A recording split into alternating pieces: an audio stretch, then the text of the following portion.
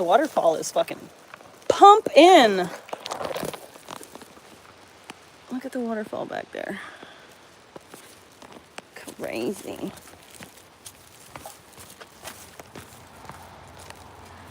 Oh.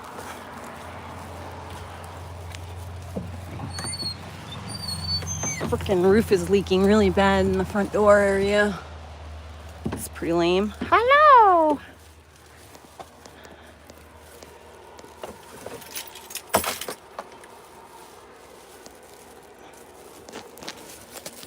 Whoa. Oh, I forgot to get water. Heather. I think I'm gonna have a couple of bottles of water in my car, and I have this stuff at least. I have a couple of. Let me put these in the fridge.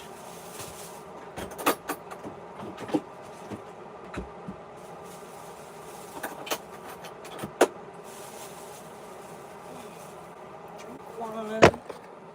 Good job, Mama. Thank you. Okay, let's go fucking scoff some foods. Excuse me, pardon me, excuse me.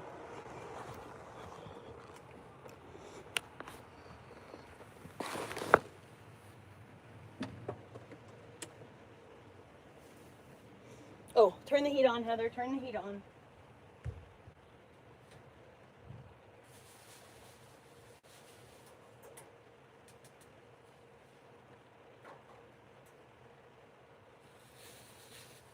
I'm so hungry.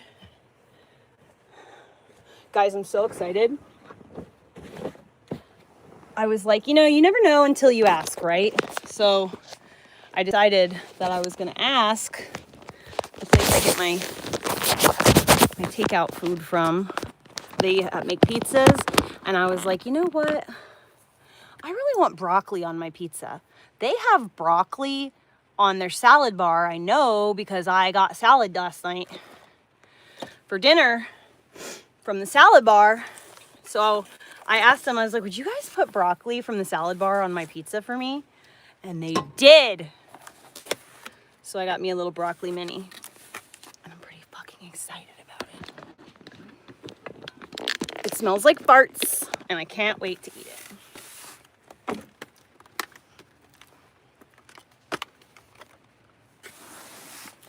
There's my little table up.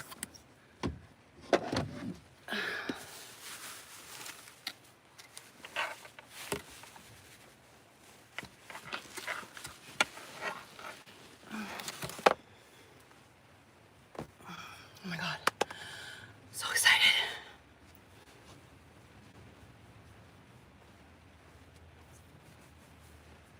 I better be careful drinking all those Ensure things, because I'm still eating like normal, so I'll be gaining some weight.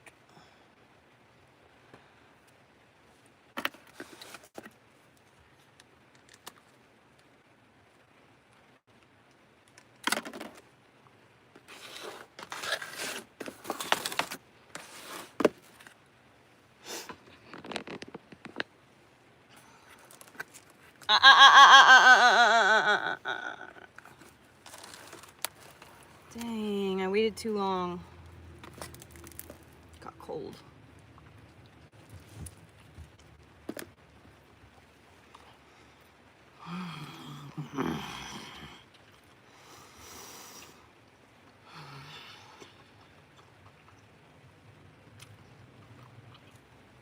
Broccoli on pizza is so good. I'm not bringing a napkin with me.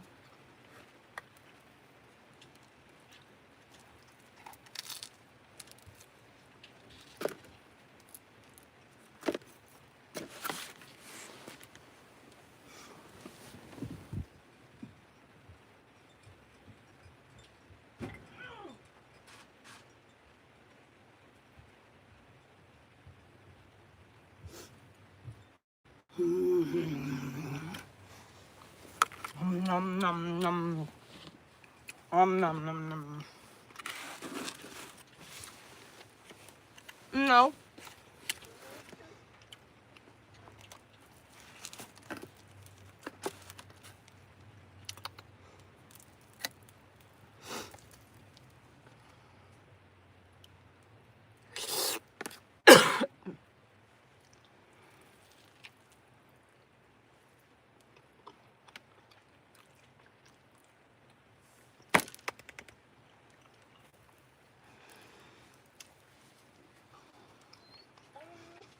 I've had Godfather's pizza, yeah. No, the cat's not getting any of my food either. No. I gave you some food you weren't supposed to have, and now you have a bad ear itchy, so there's no way in hell you're gonna get me to give you anything. I'm sorry, baby. No. No. I'm sorry.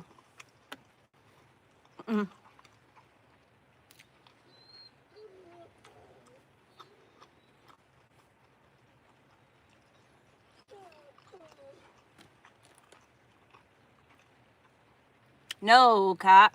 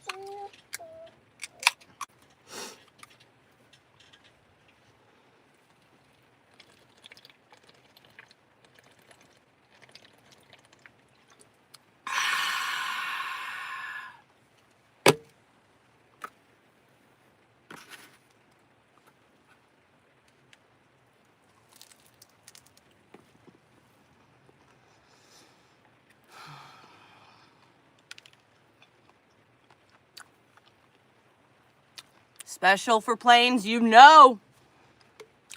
This is the best canned beverage I have ever had in my entire life. Hands down. My favorite. I asked for my local gas station to start carrying these. So they now carry them, thank Jesus.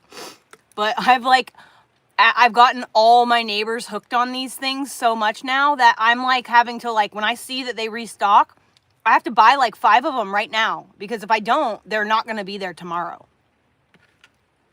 Because all of the men go into jobs, construction jobs and stuff like that, are going to pick it up because it's so hydrating.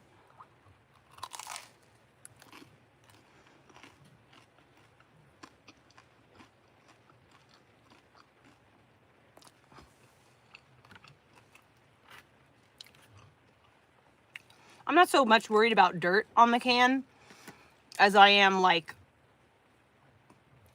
gross stuff.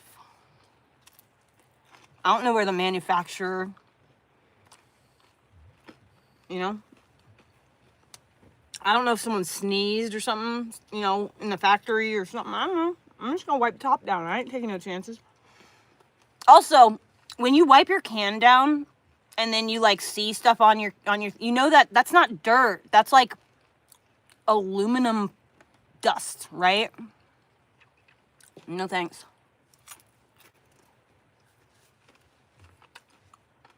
I don't give a fuck about dirt. Dirt never bothered nobody. I'm gonna save these 2 pieces for later when I get hungry again. Or maybe even tomorrow for breakfast. I also got these desserts.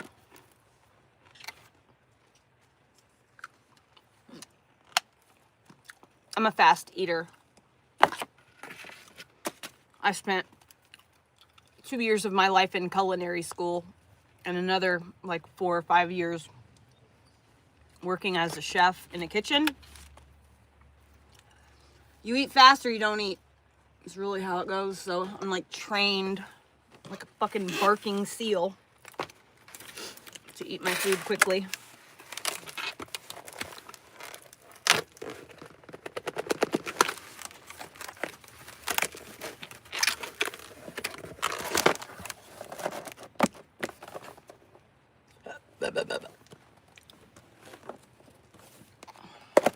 Oh, I cut my mouth.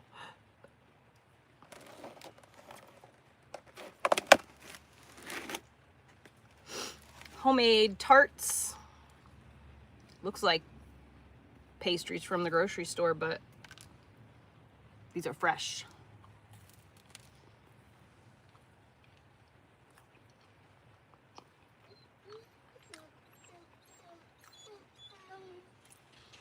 It has like orange in it.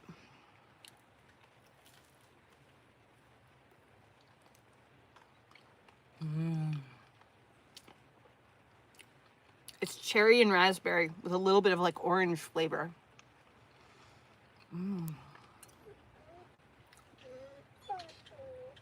I'm sorry, baby, but you cannot eat human food. I know you're big and fat and you love a snack. I know. You got your big back. I know. There's food in Orly's bowl right there. Orly's food right there. Which is safe for Orly.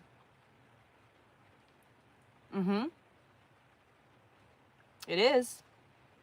Yeah, right there. Exactly. Yes. Orly's food right there.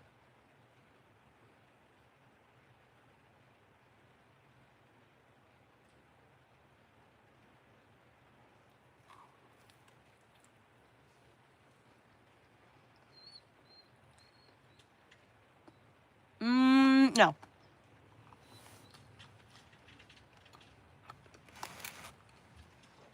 No, I would not trade my life.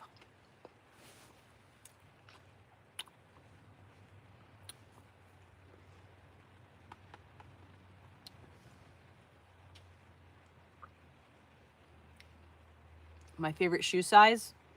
I would imagine it's the size that I wear because I'm going to wear those shoes.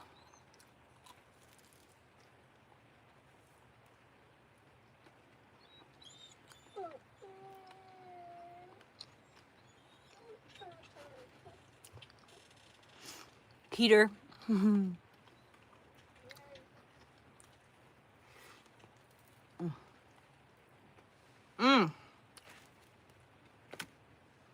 Fuck yeah. That's fucking good. I wasn't sure if I was going to like it because I'm not a fan of raspberry. But apparently I'm just not a fan of artificial raspberry. That's fire. I think the cherry balances out the raspberry.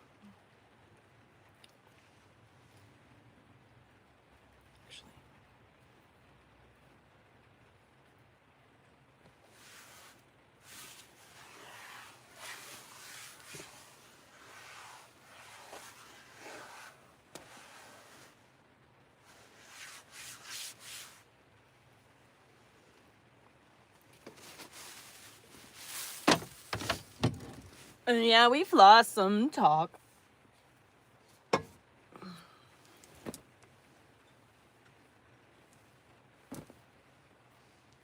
The typo.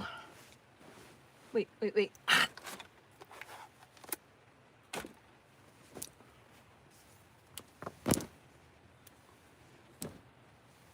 Hi, Mama. Orly Elizabeth.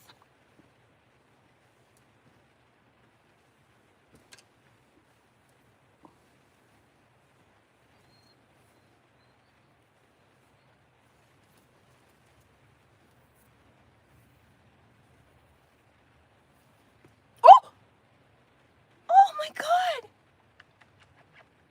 Oh, I'm so sorry. I'm so sorry. Oh my God, are you okay? fucking punched her right in the schnoz. With my knuckle in the nose. I'm so sorry. I'm so sorry, Mama. Hold on, I'll give you some extra attention in just a second. Good boy, getting Orly's food. Good boy. He got the memo.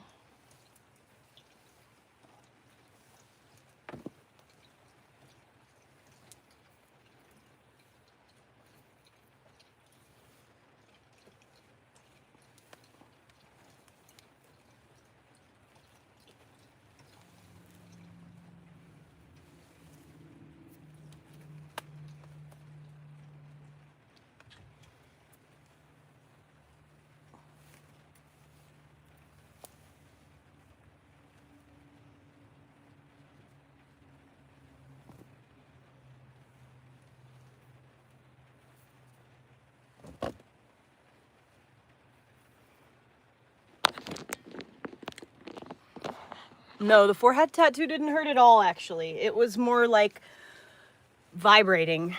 You ever take your cell phone or like like a muscle, vibrating muscle-y thing and stuck it to your nose or stuck it to your nose or your chin or something like that, or put it on your forehead, something that like has a high vibration? It's kind of like, it felt like that. If you were to put like a vibrator on your forehead, that's literally what it hurt. It like hurt like. Didn't hurt at all. Doesn't hurt now. I was hoping if I put my hair up, it would not, I wouldn't sit on it anymore, but doesn't look like that's gonna be the case.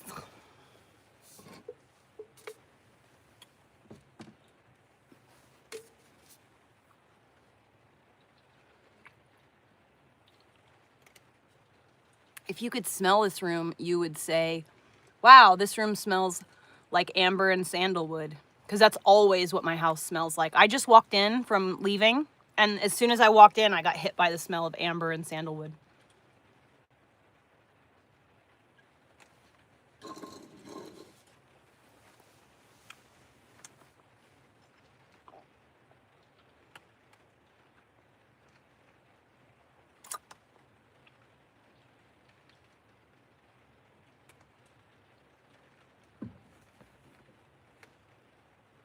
Hello, Mama.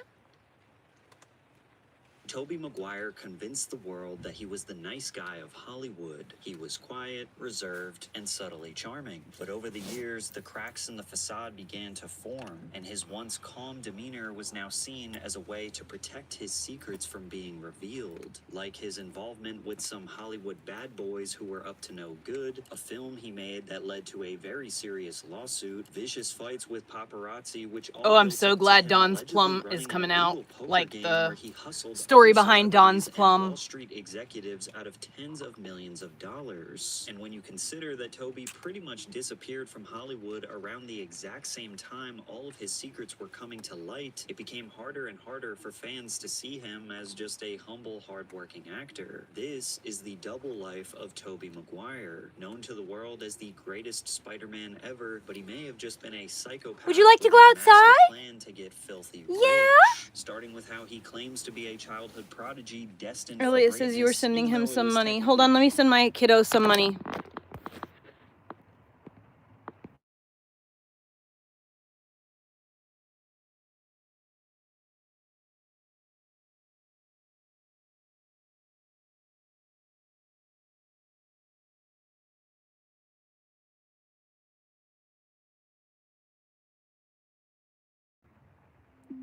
FaceTime audio Grandpa Josh on speaker.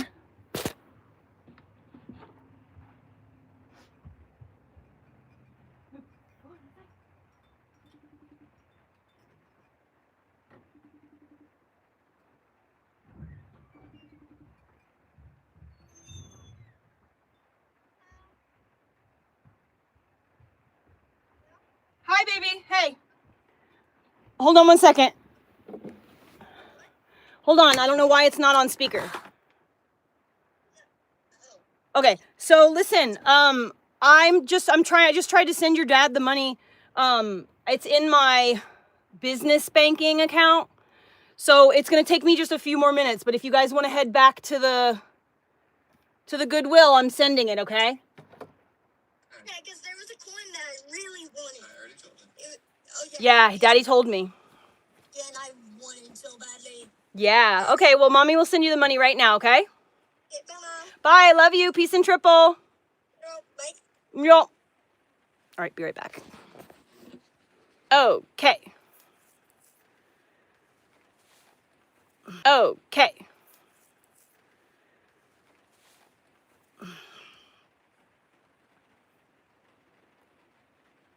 A psychopath with a master plan to get filthy rich, starting with how he claims to be a childhood prodigy destined for greatness, even though it was technically his friendship with Leo that made him a household name. In the 1980s, Tobey Maguire's mom, Wendy, offered him $100 to study acting instead of becoming a chef. Within a year, Maguire loved it so much that he actually dropped out of high school to pursue a career in Hollywood. However, what might be seen as a mom wanting the best for her son turned out to be an act of desperation.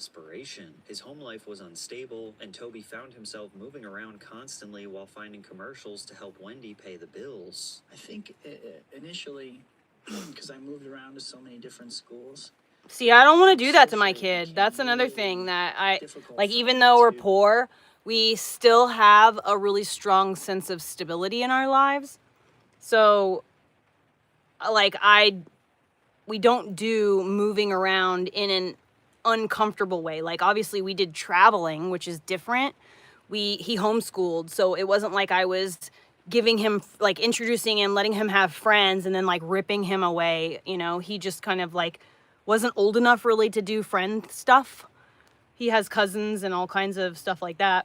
But now that he's older, that's why we've kind of decided that we're gonna kind of stick to one place and give him that stability.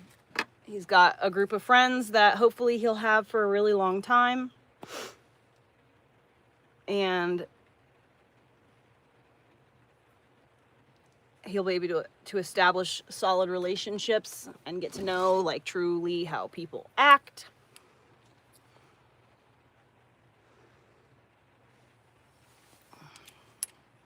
How do you stop your girlfriend from getting tattoos all over her body? You don't. You just don't date someone whose wants, desires, motivations in life don't align with yours. You don't try to change someone from being who they truly want to be. If that's who she wants to be, you need to either love her unconditionally as she is, regardless as how that is presented to you, or you need to do right by yourself and you need to find someone who does align with your ways of living. I'm actually not a ginger, no.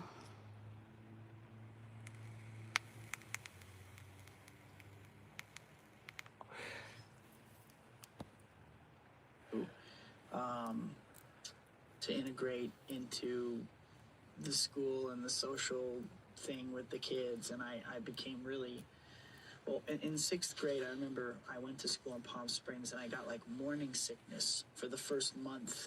Every day I would get nauseous, and I realized later it's because I was so nervous about, you know, meeting new kids, and then I left there abruptly and moved to a couple different schools. Tobey Maguire would have been one of those, like, dweeby people who never went outside of their comfort zone had he not met Leonardo DiCaprio. Tobey's entire life. He knew this was his destiny. He said, y'all know that the reason there's this movie that Tobey Maguire and Leonardo DiCaprio were in, that they sued the producers and the director of the movie to have the movie snuffed out. It's called Dawn's Plum. You can watch the movie now on YouTube, I think. But the reason why is because the movie was mostly like impromptu. It was just like ad-libbed at the time. And Tobey Maguire, just having an earnest conversation with his friends, was talking about how he likes to put a... And he didn't, and then, you know, he didn't want that to get out and about into the public because he was about to become a big celebrity. And he was starting to do more, you know, important movies than little old Don's Plum. you know, homemade movie that cost $150,000 to produce. Jesus loves everybody. I mean, isn't that the saying? I don't know how Jesus loves anybody considering he's been dead for 2,000 years, but okay. I had to crack my toe.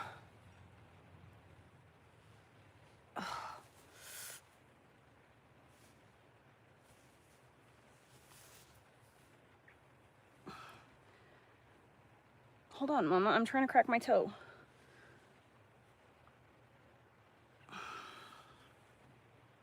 Why won't you crack? I'm getting old.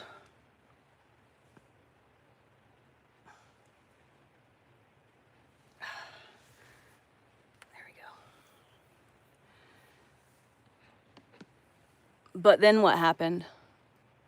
So, like, he rose from the dead, but is he still wandering the earth as a zombie Christ?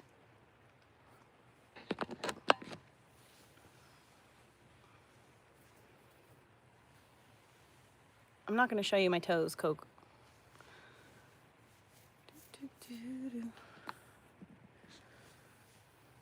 Don't glorify weed use, Frank. It's not attractive. Girls don't like that. Real women don't, at least.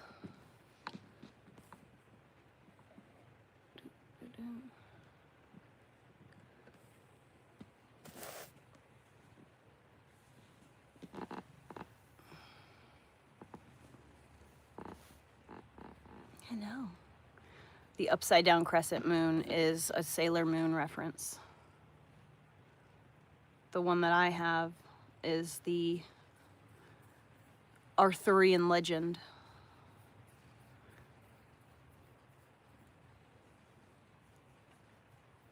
I just love you guys trolling me so much. I mean that earnestly. She's a mama and I love her. She's a kitty.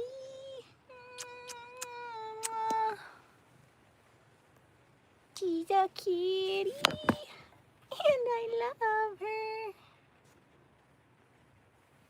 And she's a baby and she's a kitty.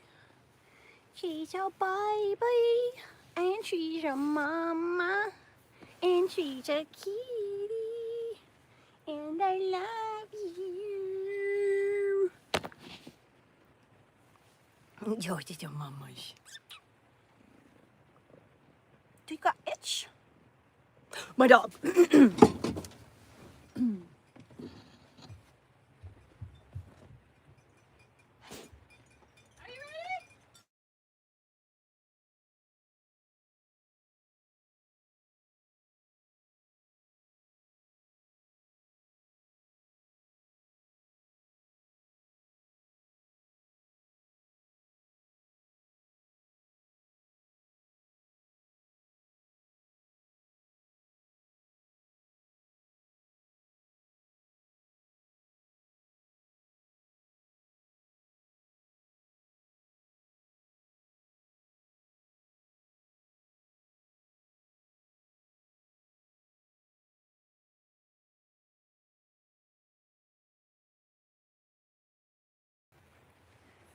Did you get your treats? Yeah. Okay. He's a good boy. He gets good boy treats.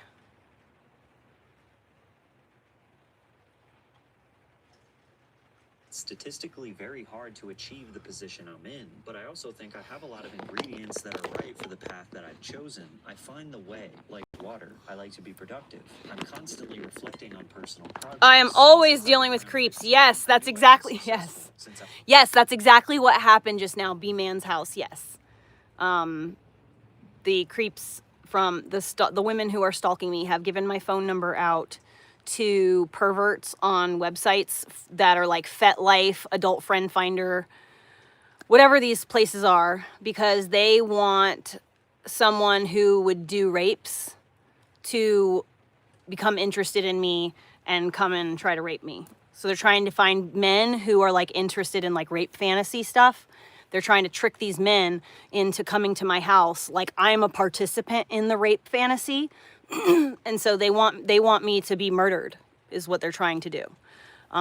So that's fun. But yes, that's exactly what just happened, is I'm getting FaceTime calls from random men. I should fucking answer the FaceTime calls and record it so that when I report it to the police officer that I've got, the detective that's accepting my evidence, I can give him the information and show them their faces, you know? But I'm sure that when I answer the FaceTime call, it's just gonna be a fucking micro penis on the screen. So, I don't dare. What was I getting up for? I was gonna do something, and I just forgot.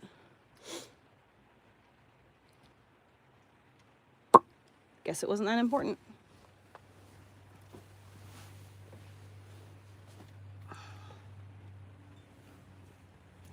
Oh, that's what I wanted to do.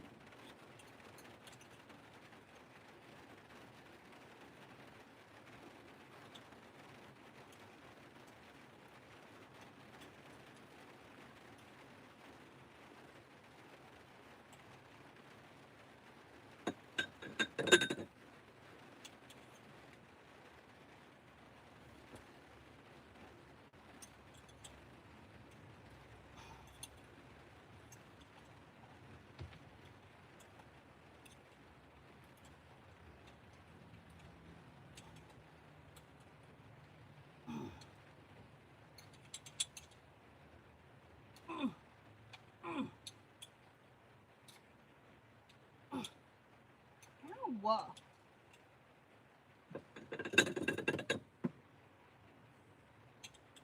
I'm trying to fix a candle that has like drowned its own wick.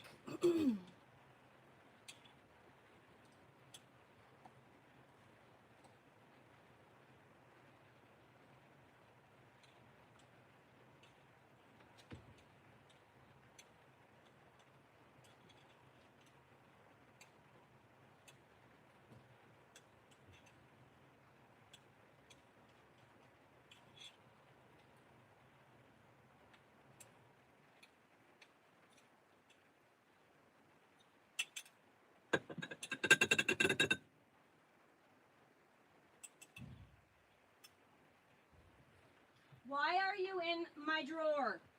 You're not allowed to be in my drawer.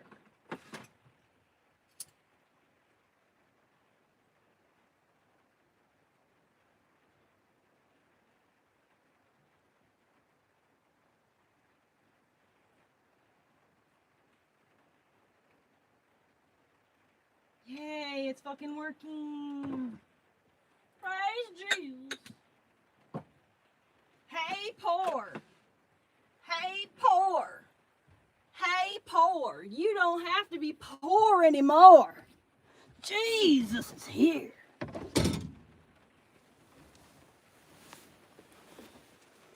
Jesus is here.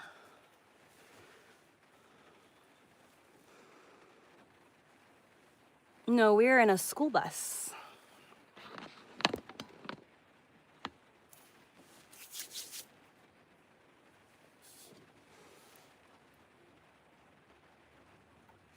Oh my gosh, it smells so fucking good instantly.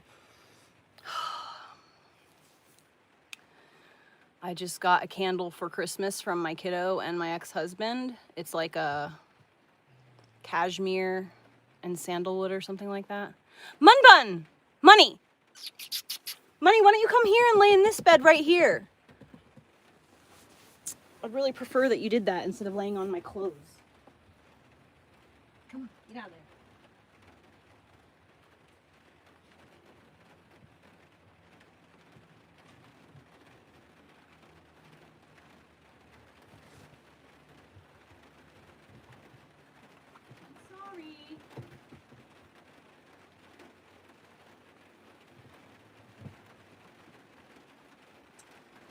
find something to insulate your bed with. Come on, Mama. Come on. Come on, Mama. Come on, Mama. Come on, kitty. Tuk tuk. Or Money. Come on, Mama. Come here. Come here. Money. Come on, Money. Mama, come on. Come here.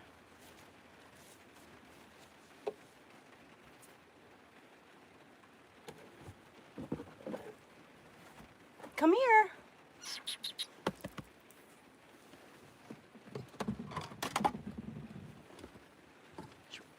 Remove all this garbage from my dresser.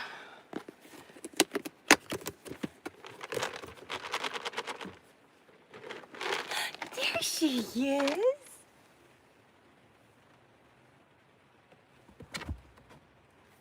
I don't know why you did that. That was very, not very slick of me. Here you go, Tuk Tuk.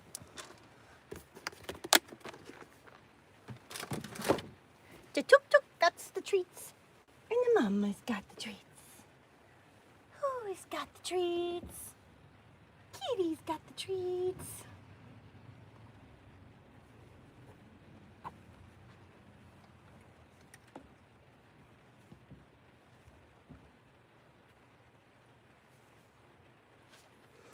Hopefully she'll stay in her little den. Are you going to travel and meet your crush? No, probably not. I mean, I'm not gonna go traveling to meet someone that I don't know. No. And also, a crush is a crush. You know, crushes are crushes.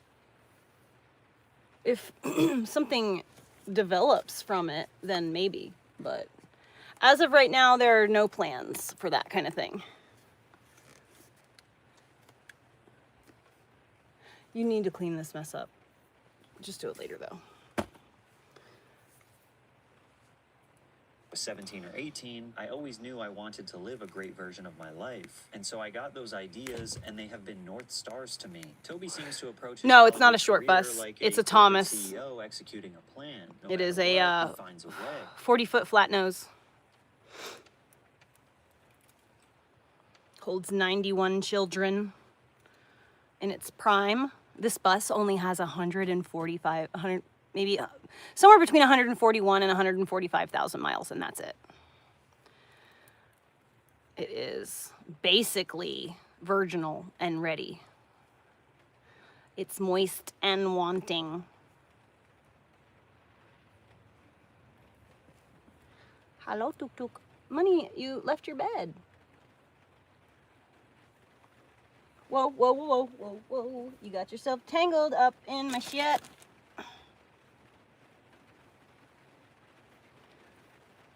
Why you gotta jump on the top? It's gonna fall in. This is a cover. There you go. Demon. No, I'm not trying to sell my bus.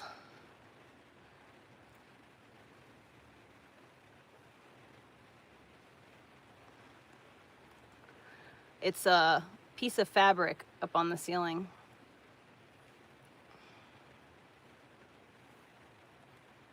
Yeah, we've lost some talk. Which is probably why he wouldn't want to admit this, but Toby's key to success in Hollywood was becoming friends with Leonardo DiCaprio. Leo described how they first met in the 80s. I literally jumped out of the car. I was like, Toby, hey, hey. And he was like, oh yeah, I know you. You're that guy. But I just made him my pal. When I want someone to be my friend, I just make them my friend. Toby didn't realize it at the time, but he just became friends with a future Hollywood legend. But in the beginning, Toby and Leo were always auditioning for the same role. And with a competitor like DiCaprio, Maguire lost almost every time. But since Leo was a good friend, he'd do his best to get Toby a supporting role or a guest spot in whatever he was hired for. The two earliest examples were the TV series Parenthood and 1993's This Boy's Life, where Leo got the main role but managed to get Toby a tertiary role he was or in a guest spot in whatever he was hired for. He was in the two Parenthood? earliest examples were the TV series Parenthood, Oh, the series. 1993's This Boy's Life, where Leo got the main I was like, role, I've but seen they that movie each get 1,000 Toby a times. tertiary role. But even in their personal friend group, Leo outshined Toby with his natural charisma, while Toby was the introvert keeping to himself. Congratulations on your movie, and I hope you do well in Canada.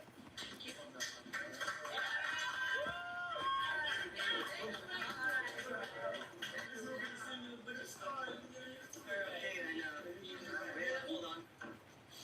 Okay. We got a token black guy in here, so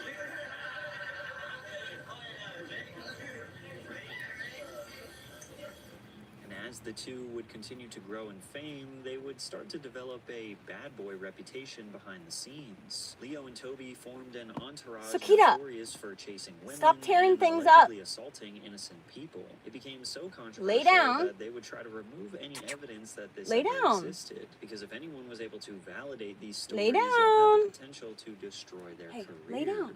By 1993, Tobey Maguire Just got lay a taste down. of There's no need to fame tear before shit up. he even got his first big break, all because his best friend had just starred in What's Eating Gilbert Grape alongside Johnny Depp. While it didn't make much at the box office, the biggest names in Hollywood were now familiar with DiCaprio. Suddenly, Toby found himself doing ride-alongs with Leo where they would go clubbing, hit exclusive restaurants, and experience what it is like to be members of the industry's upper class. The inner circle consisted of Toby, Leo, Lucas. Is it like not ironic as fuck that Leonardo DiCaprio like became his like famous because he played someone who is like mentally retarded?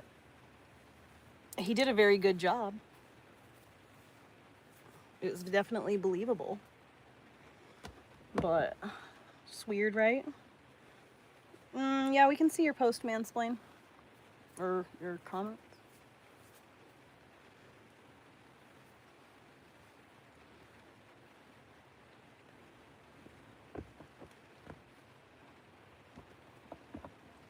Hello? Stop tearing stuff up.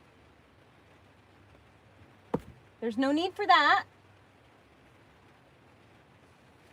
Please stop. It's not nice. It's not nice. Why are you biting me? Why are you being not nice?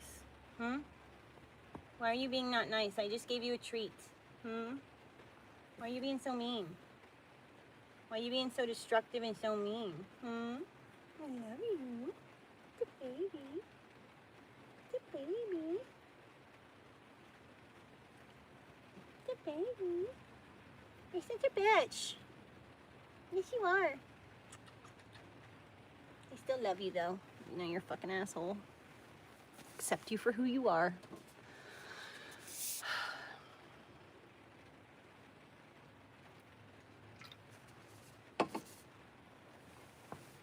I'm sorry that you hate yourself, Destructo. I really wish that there was something that I could say or do to make you not hate yourself. Truly, it is a thing that you have to develop. Self-love takes time. You have to put yourself in uncomfortable situations and then get through those situations successfully. And only then will you start to develop confidence in yourself.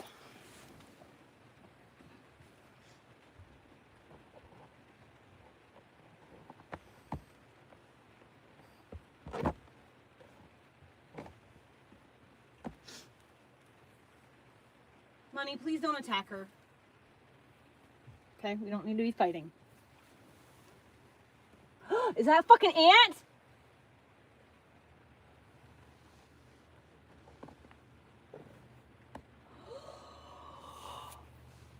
What the fuck?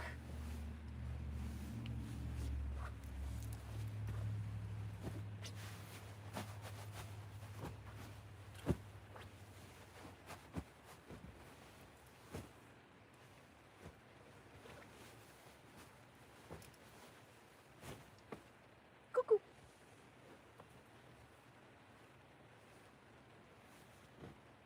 Good job.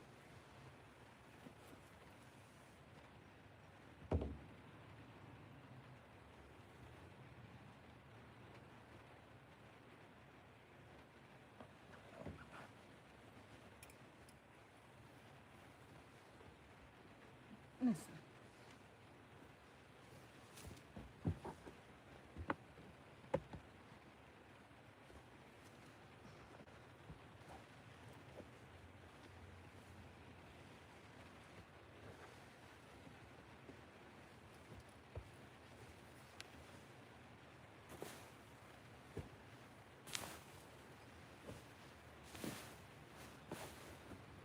Hello, Sukita. Move. Move, cat.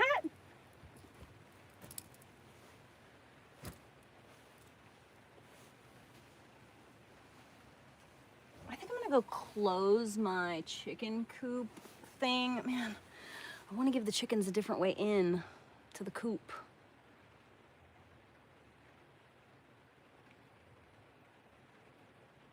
I'm just gonna have to keep a real close eye on the coop.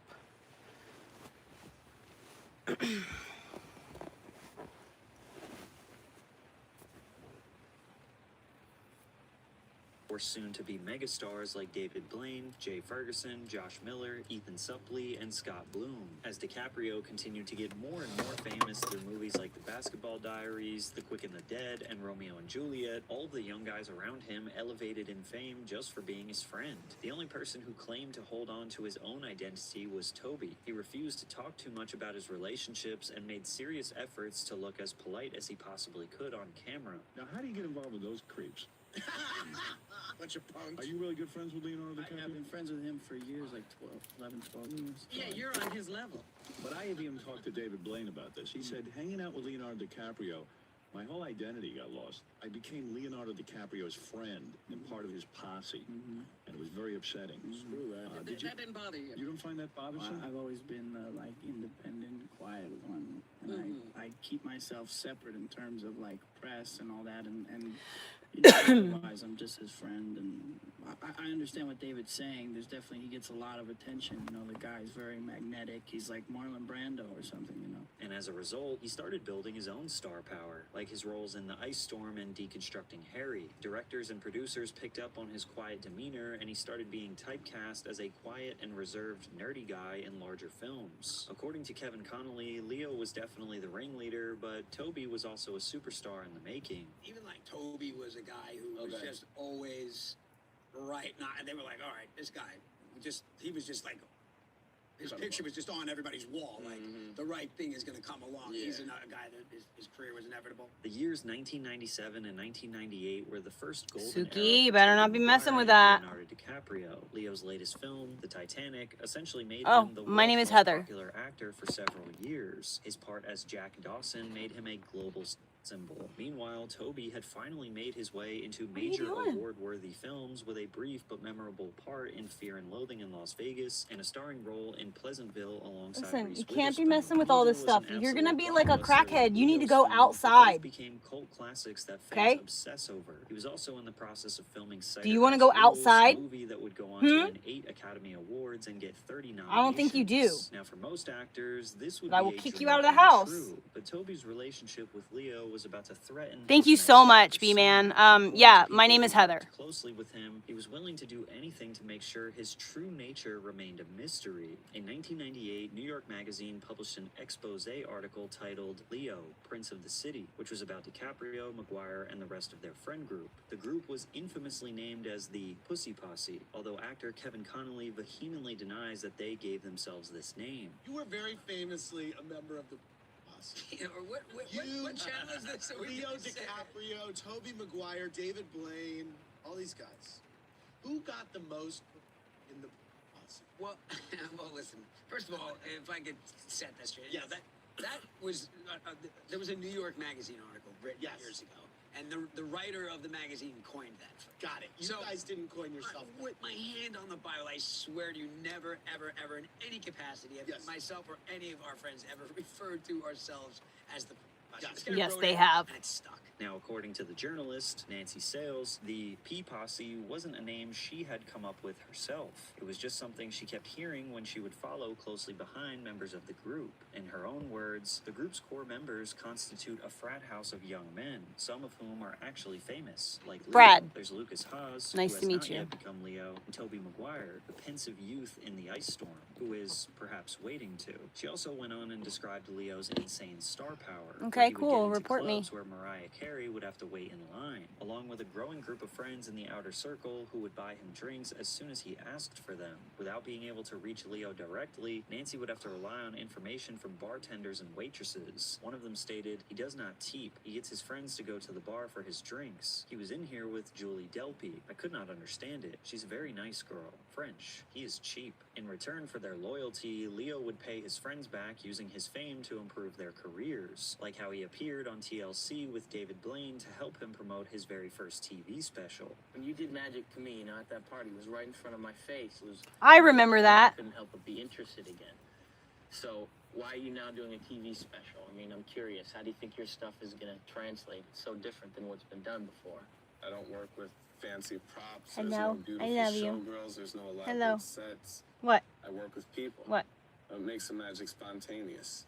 Oh, do you smell? It's like everybody's trying to do the next biggest special effect. And it What gets is bigger and that? However, rumors circulated that the P Posse members were prone to spiraling out of control. One allegation was What that is Leo would it? help No, you people can't with bite drinks it. and trash before getting his What? chauffeur to help him escape. Toby and the other guys allegedly set off stink bombs in exclusive bars and clubs and would It's the start fistfights with candle. You paparazzi. can't Now, lick if the this were candle. the actions of 14 and 15-year-old suburban boys, My hand- it's it the would probably candle. seem normal. But these guys were famous and approaching their mid-20s, which makes the behavior less excusable. What are But you of course, what doing? gave the P Posse You their can't name eat was that. how they allegedly interacted with women and tried to get them into bed by any means necessary. You can't grab my In hand one and try to instance, force they me. reportedly tried to get Listen, why are you DiCaprio being with such the an actress asshole? Elizabeth Berkley. A Why are you being publicist such named an Karen asshole? Tinzer Huh? apparently told Berkley at a party, "Jay Excuse Ferguson you? and Leo are going crazy for Excuse you. They you? want you to come to Elaine's after this without Roger Wilson." She, like, her boyfriend wants at the time. So when fucking- Elizabeth The only refused, thing- group allegedly the candle started is calling her house. cashmere The next morning on my and voicemail, sandalwood. says Berkley, Like, there what- was a message from Jay saying, "Hey baby, What could possibly?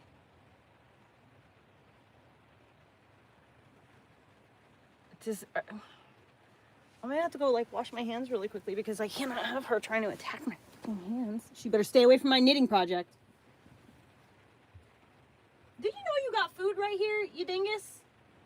You do know you have a bowl of food right there, right?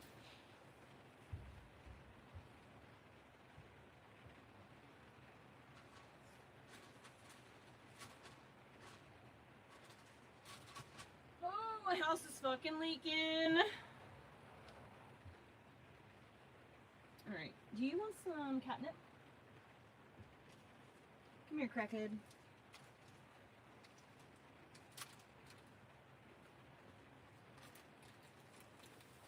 Come here.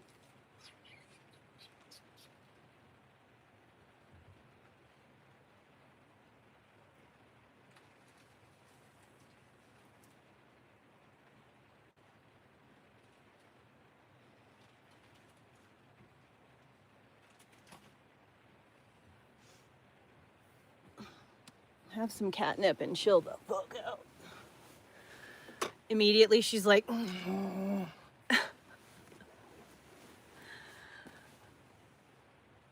hopefully it doesn't turn her into a psychopath.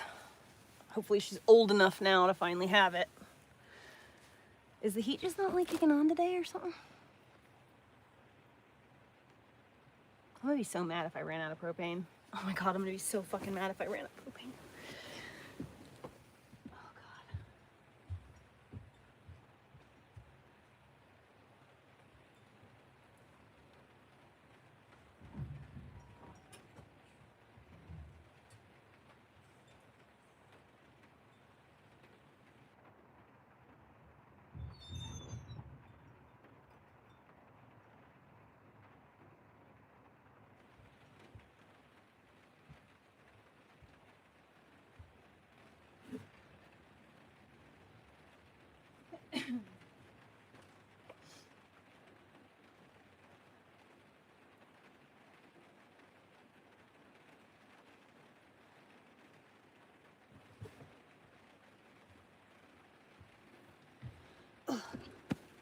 Well, hello, Mama.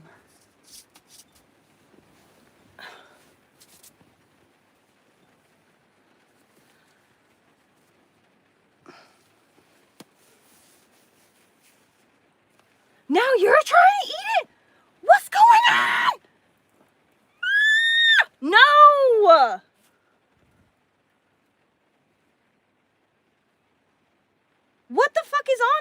is like making you guys try to... What is going on? What's in that fucking candle?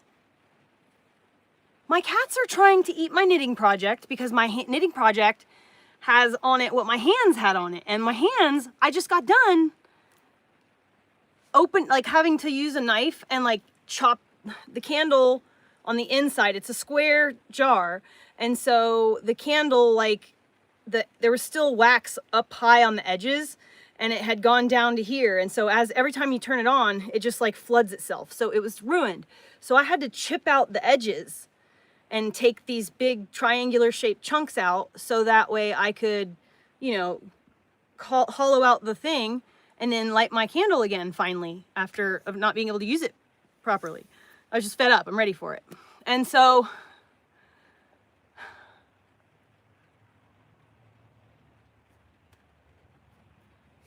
let me see what kind of candle this is. Let's see the name of it at least. That's so weird. And she just came over here and was like fucking eating the shit out of this. When I just saw her, she was like really into it. I'm gonna be pissed if she fucked something up. I mean, obviously not her because she's a fucking cat doing what she's doing, but I'm gonna be pissed. Ow! Cat, no! Cashmere and raw amber. That's the name of the candle.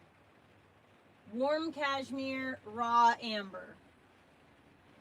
Ow, cat, no! Ow! She's attacking my feet now that I gave her the fucking catnip. I knew it. She's like biting her own tail and like rolling around on the ground. And I just tried to walk by and she fucking... I caught a stray. What in the hell? Okay, so the candle is raw amber and warm cashmere. I don't understand what of that is like making my cats... No, they're not food like that. It wouldn't be like that. Not like that. It's just pizza. It's not like, I just got the crust on my hands, so it's definitely not anything like that. Plus, I washed my hands since then. Like, after I eat my pizza, I wipe my hands down. So...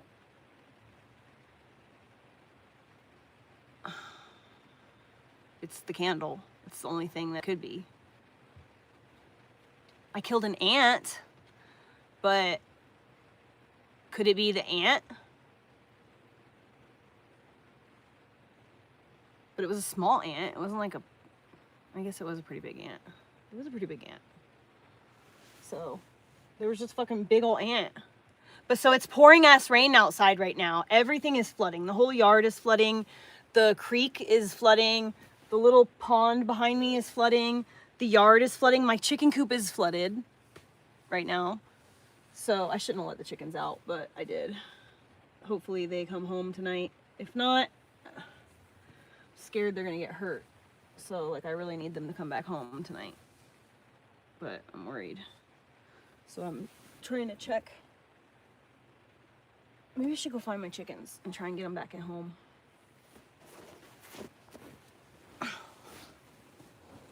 Let's go on a mission. Let's fucking hide our knitting project first.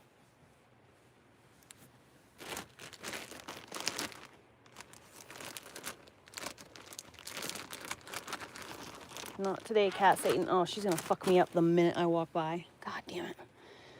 She's losing it on the carpet right now.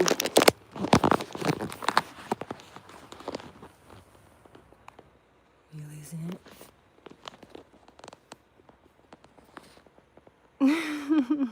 She's been just biting the edge of that fucking rug and fucking the rug up.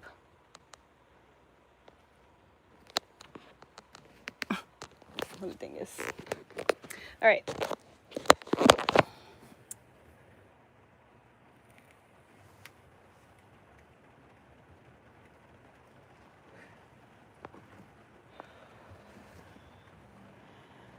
We're gonna do this or what? Let's do this. It's so rainy outside. I swear to God, if she attacks my legs, I'm gonna be so mad. Come on, Sukita. Come outside with me. Sook, sook. Tuk, tuk. Come on, okay. Sookie. You want to come out with me? Come on. My poor house. It's just totally flooding right now. Fuck, I have a bun in my hair. Alright, maybe that's for the better. I need to bring something that will lure them.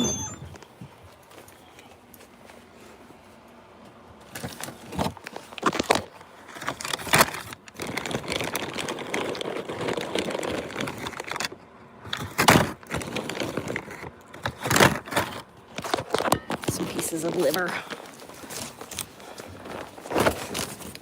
There's no fucking spiders in my jacket. I hate putting on my jacket when I haven't put it on for a little while. I'm always scared of spiders. Yes, camera, thank you. Every time I open my door, my camera has been giving me a fucking alert. It's annoying.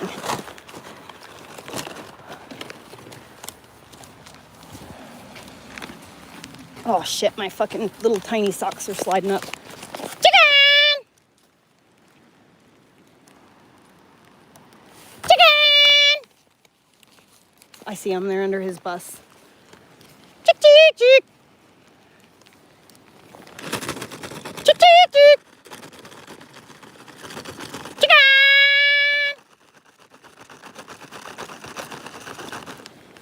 Chick, chick, chick, chick. Oh, she's hearing me. She's coming. Come on, cheek, cheek, cheek, cheek. Here they come. They've made the decision. Cheek, cheek, cheek, cheek. Come on, chicken. Come on, chicken. Here she comes. Walk, walk, walk, walk, walk. Walk, walk, walk, walk. Come on, girls. Come on, you can do it. Good girl. There she goes. Here she comes. Walk, walk, walk, walk, walk.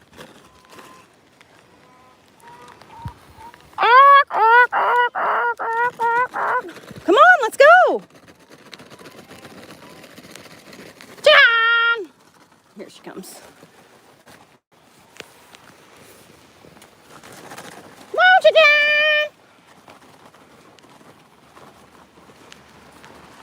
My little food motivated fucking pterodactyls.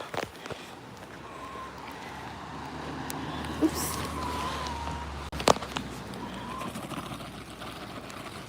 Come on, let's get back in the moat. Oh shit, it's deep. Hold on one second.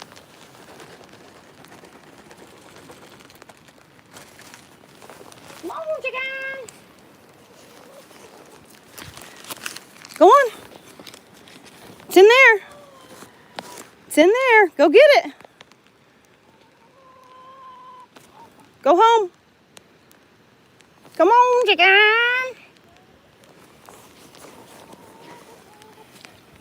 Oh my God. Come on, chicken. I need to find them more of a platform of some kind. Chicken, I'm not chasing you. You're half retarded.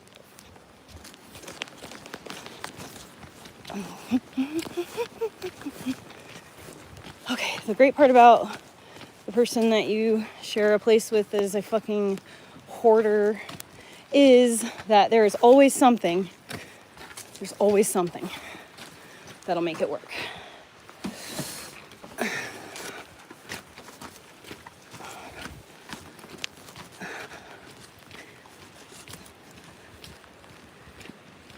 Why is there a dryer sheet out here?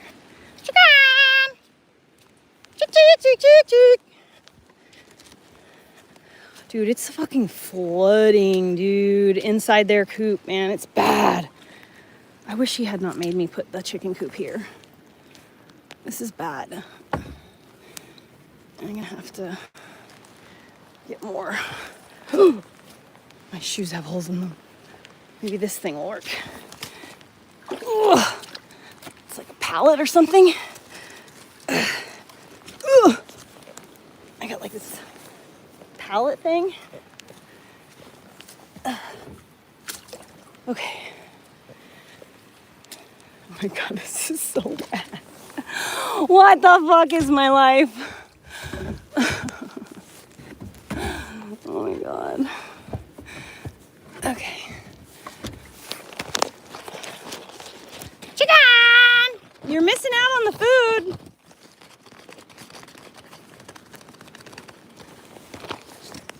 I'm not going back for it because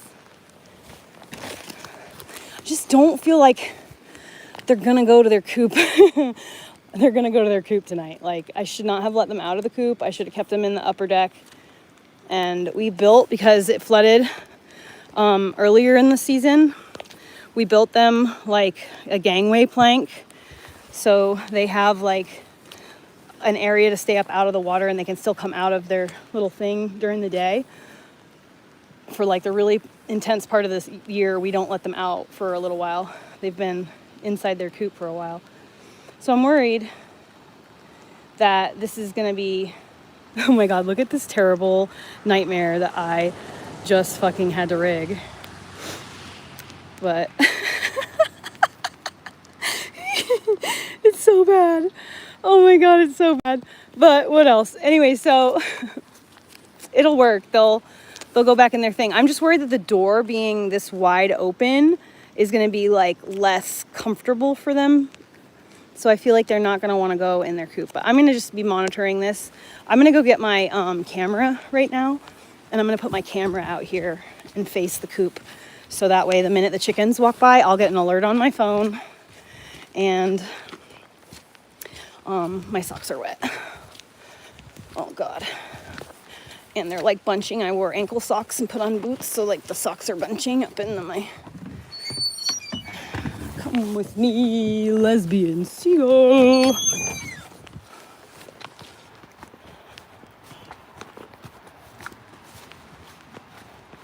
They were just playing in your faces the whole fucking time. They really truly be coming out with songs called Lesbian Seagull. They've just been playing in our faces this entire fucking time. All right, where are we gonna put you?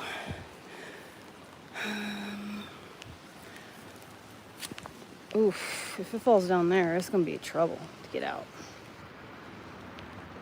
Okay, it's gonna be even further rigging than I thought. That might work. Just point it where we need it to go. Perfect. It's over here though. Okay.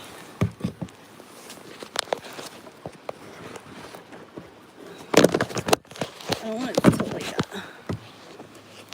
Oh, damn it, my phone's getting wet. Oop, see, there goes the camera falling down. Okay.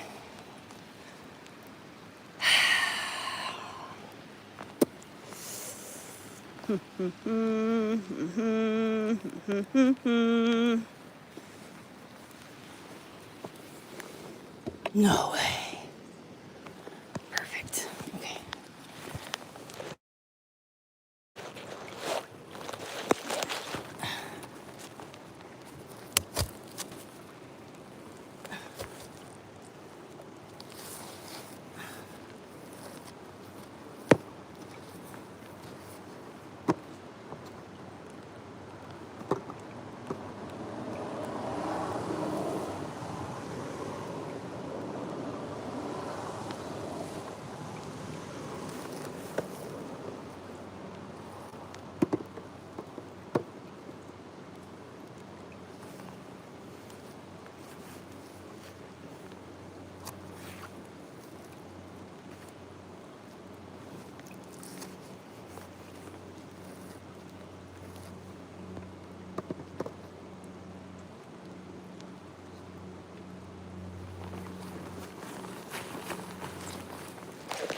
Be right back, I gotta check my camera.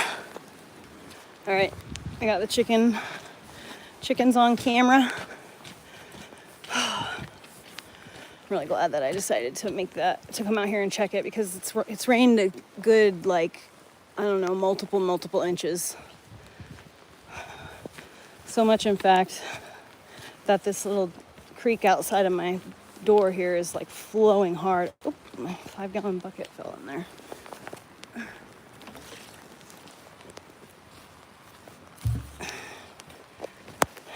this little thing going.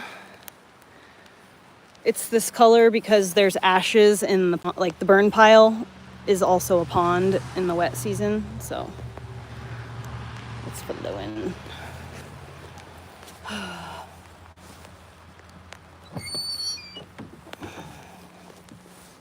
I need to dump this out so my dog doesn't drink it. There's a fucking earthworm stuck in there.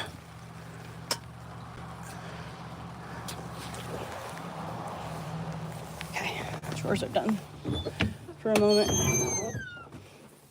Hopefully the chickens go back home, man. If they try to stay under his bus all night, they're gonna get eaten up. It'll be a fucking little snackaroony.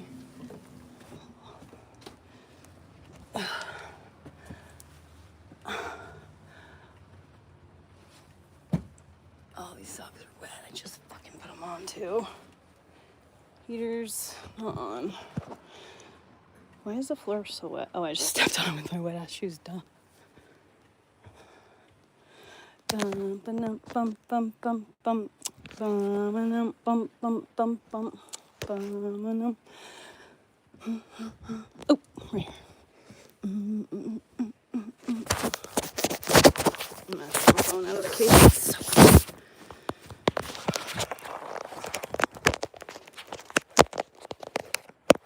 Butted. Sorry if I block or delete anybody. I'm not meaning to. I'm just trying to get this fucking case off.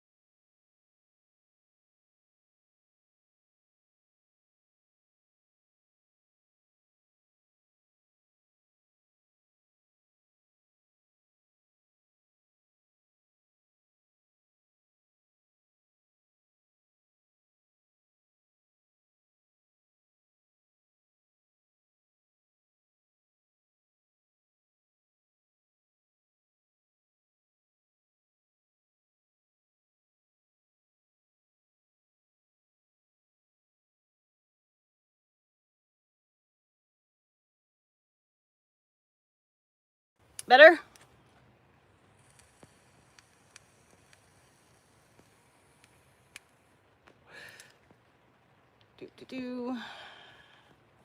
But yeah, chickens. Karen gave me your Chickens are a number. pain in We're the going out ass. to dinner later. We want you to come. Berkeley didn't know that Holy the moly. publicist was basically just a plant trying to coerce her into hanging out with the Pea Posse. And according to Berkeley, the publicist left her 7 Yeah, I can tell. voicemails. I can see She that. stated I've been Karen muted the whole said, time. "Why didn't Whatever. you call I wasn't David? really saying Your anything presence important, is just bitching requested about here." chickens. Her tone was very impatient, and I said, "What? Although Are you one trying-" important thing I did say is that don't get chickens from Tractor Supply. If you're gonna get chickens from your neighbor, because they're not as skittish. Chickens that were gotten from the Tractor Supply place are usually just like really skittish forever, and you have to invest a lot of time in them.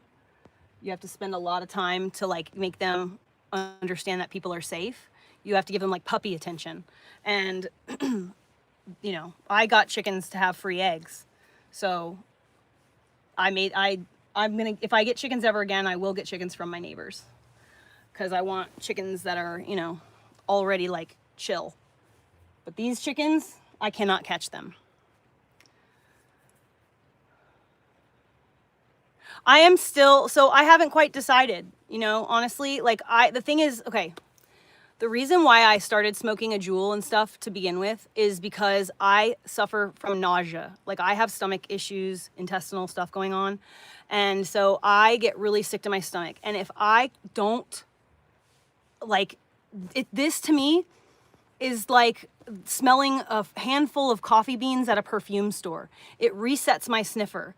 Whenever I start to feel nauseated, it's like, this is the only fucking thing that makes it go away.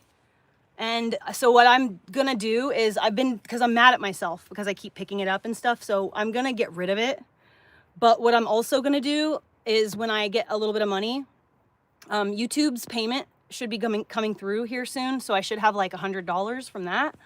And if that happens, then I'm gonna go to one of those like vape stores, the ones where it's like a mom and pop shop where they like make their own. I know a couple of places where they literally care a lot, and so they don't put any of the like diacetyl acetate, so they just basically don't have like butter, cream, flavors like that. And I'm going to go and get something that has 0 tobacco, 0 nicotine, and it's just the flavor of like if you were to go to a place where they grow tobacco and you could just get your hands on some fresh, dried brown tobacco leaf and you smell it, that is exactly what this smells and tastes like. Peppermint doesn't work, and ginger, it's not like, it doesn't. I'm trying to quit smoking weed because I don't like getting stoned. So I think instead of completely quitting smoking weed, I think I'm just gonna switch over to just CBD or something that's like I'm gonna try that to see if I can get the effects that I enjoy from cannabis, which is being able to eat and not being in constant pain. So those are the reasons why I do that. But I just don't like the feeling of being stoned. I really don't like this feeling of being stoned at all. So I don't want to be stoned anymore. I just want to be able to eat food and not puke all day, every day. That's all. That's all I want, you know? And I'm already losing weight. Like since I got sick for those like 2 or 3 weeks and I was literally not able to take care of myself.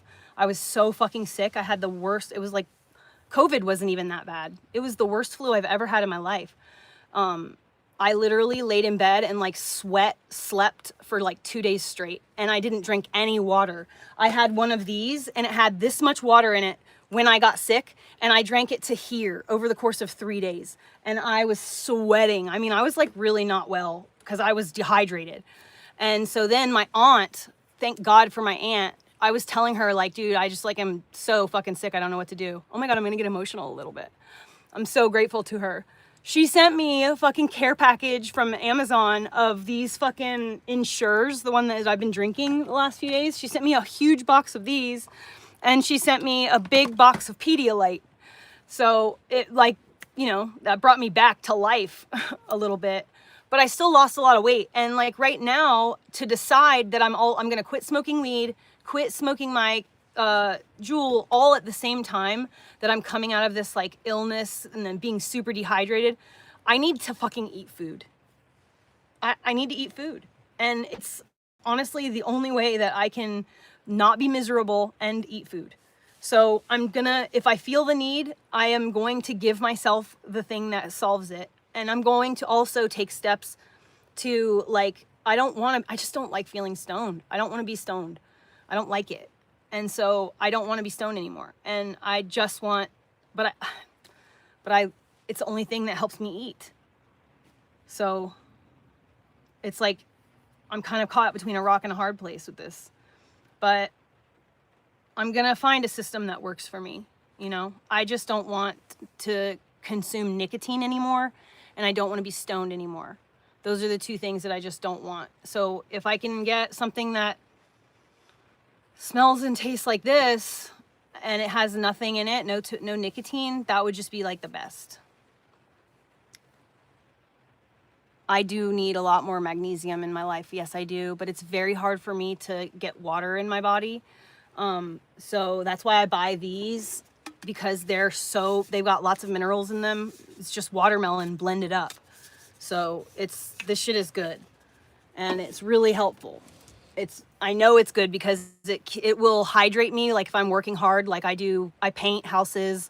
I work out, I weed eat for like 6 hours. I have like a vest on that's holding my weed eater for me, because there's no way you could hold a weed eater for fucking 6 hours like that without it. I rake, I fucking work outside. I clean houses for a living too. Like my job's very physical. I'm like one of my clients called me a universal cleaner, because I clean the universe. Doesn't matter what it is, I'm going to clean, I'll get it. And also like I can clean so she called me the universal cleaner. But yeah, so when I'm at work, if I drink one of those mellas, it will make me feel better. If I'm starting to get like, flush and like dizzy a little bit, because I'm fucking autistic, man. I like can't help it. I have a problem stopping whatever I'm focused on and taking care of myself. Like if I'm knitting, I have a really hard time stopping to like drink water, fucking eat food, go to sleep. Like I just want to like do the thing until I'm done.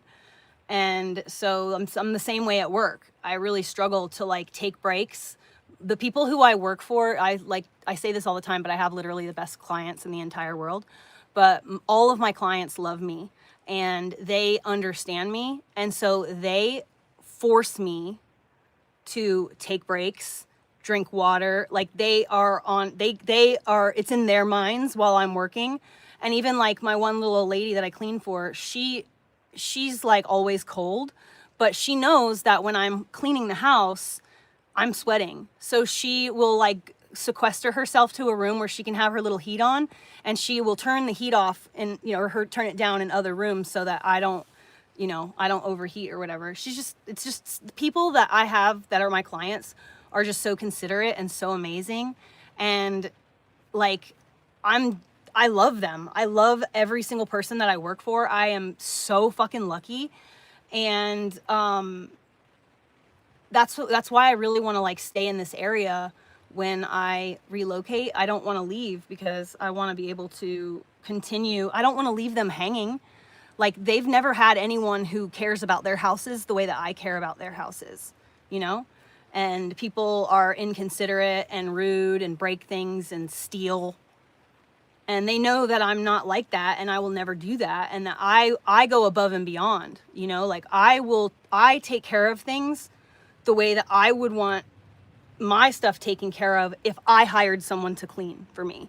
I'm not sloppy. I'm very, very, very anal retentive at my job, but I also I'm hyper focused. I lock in, and then I just can't seem to break away from my hyper focus. And I will get fainty, and in the summertime I start having heart issues. I'm gonna drink water while I'm thinking about it. Yeah, but see, that's the thing, is I don't want to have to take that every day. And I have a standing prescription for that shit. It's literally everywhere here in my house. The little bubble packs, it comes in a box, and it's got the bubble packs. There's a box of it over there. I have a standing prescription. I could go to any my pharmacy.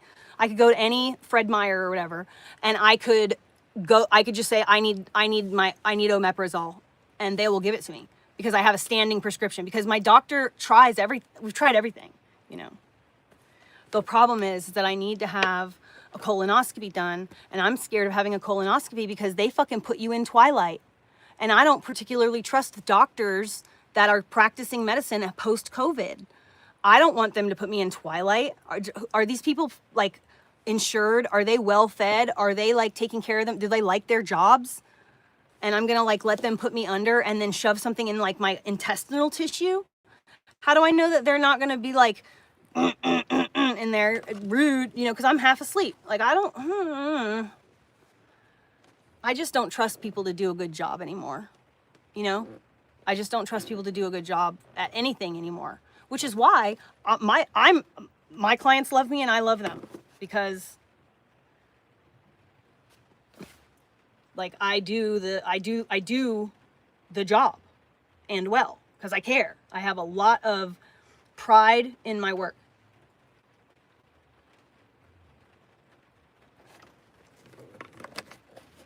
And I am very fucking lucky. But, you know, luck is only part of it too, but I earned the respect that my clients have given me. I know, I'm drinking the water. Thank you. No, I've never gotten even suggested that by my doctor. Yes, it's also ADHD. Mm-hmm. Yep. Muscles are sore. Let me check my camera. The chickens are not in the coop yet. I just called them from the camera. I just did the voice thing. So I was hoping that maybe they'd go home.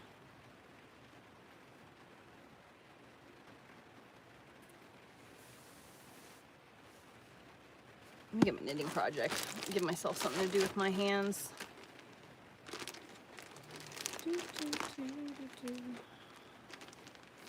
I've never knit a beanie before.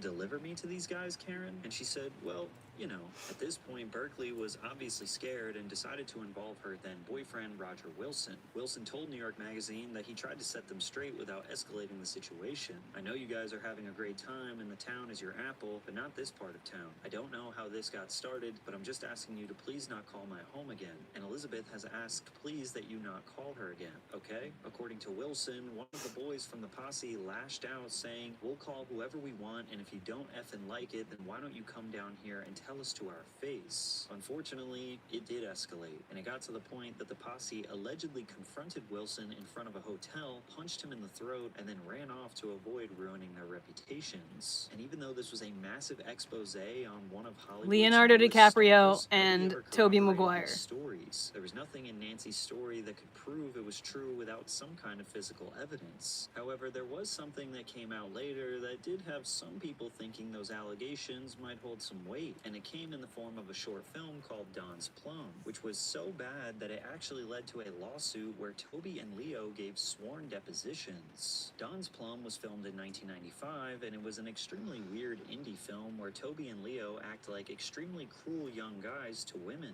Stop looking at me like that. I'll throw a bottle at your face, you goddamn whore.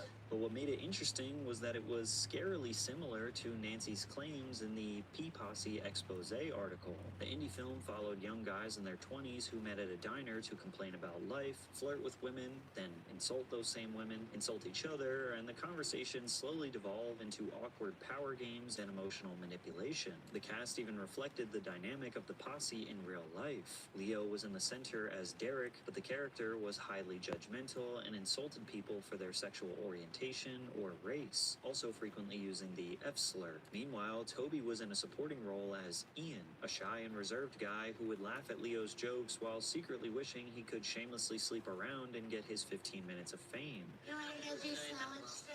I want to go do sandwich still. See? I have a plan. Wheat toast. Lettuce. Shredded up. You know, the usual. Anyway. And you want very well done chicken. Right, not too well done, okay, sweetie? Okay. Just a little bit crunchy. Was technically a work of fiction. It was allegedly just an improvising acting exercise, with Leo and Tobey never thinking it would ever be released. According to the producer and director, Dale Wheatley, as well as his co-producers, Yeah, you film a whole possible movie release thinking of it's Don's not gonna Plum ever made be Tobey released. lose his mind.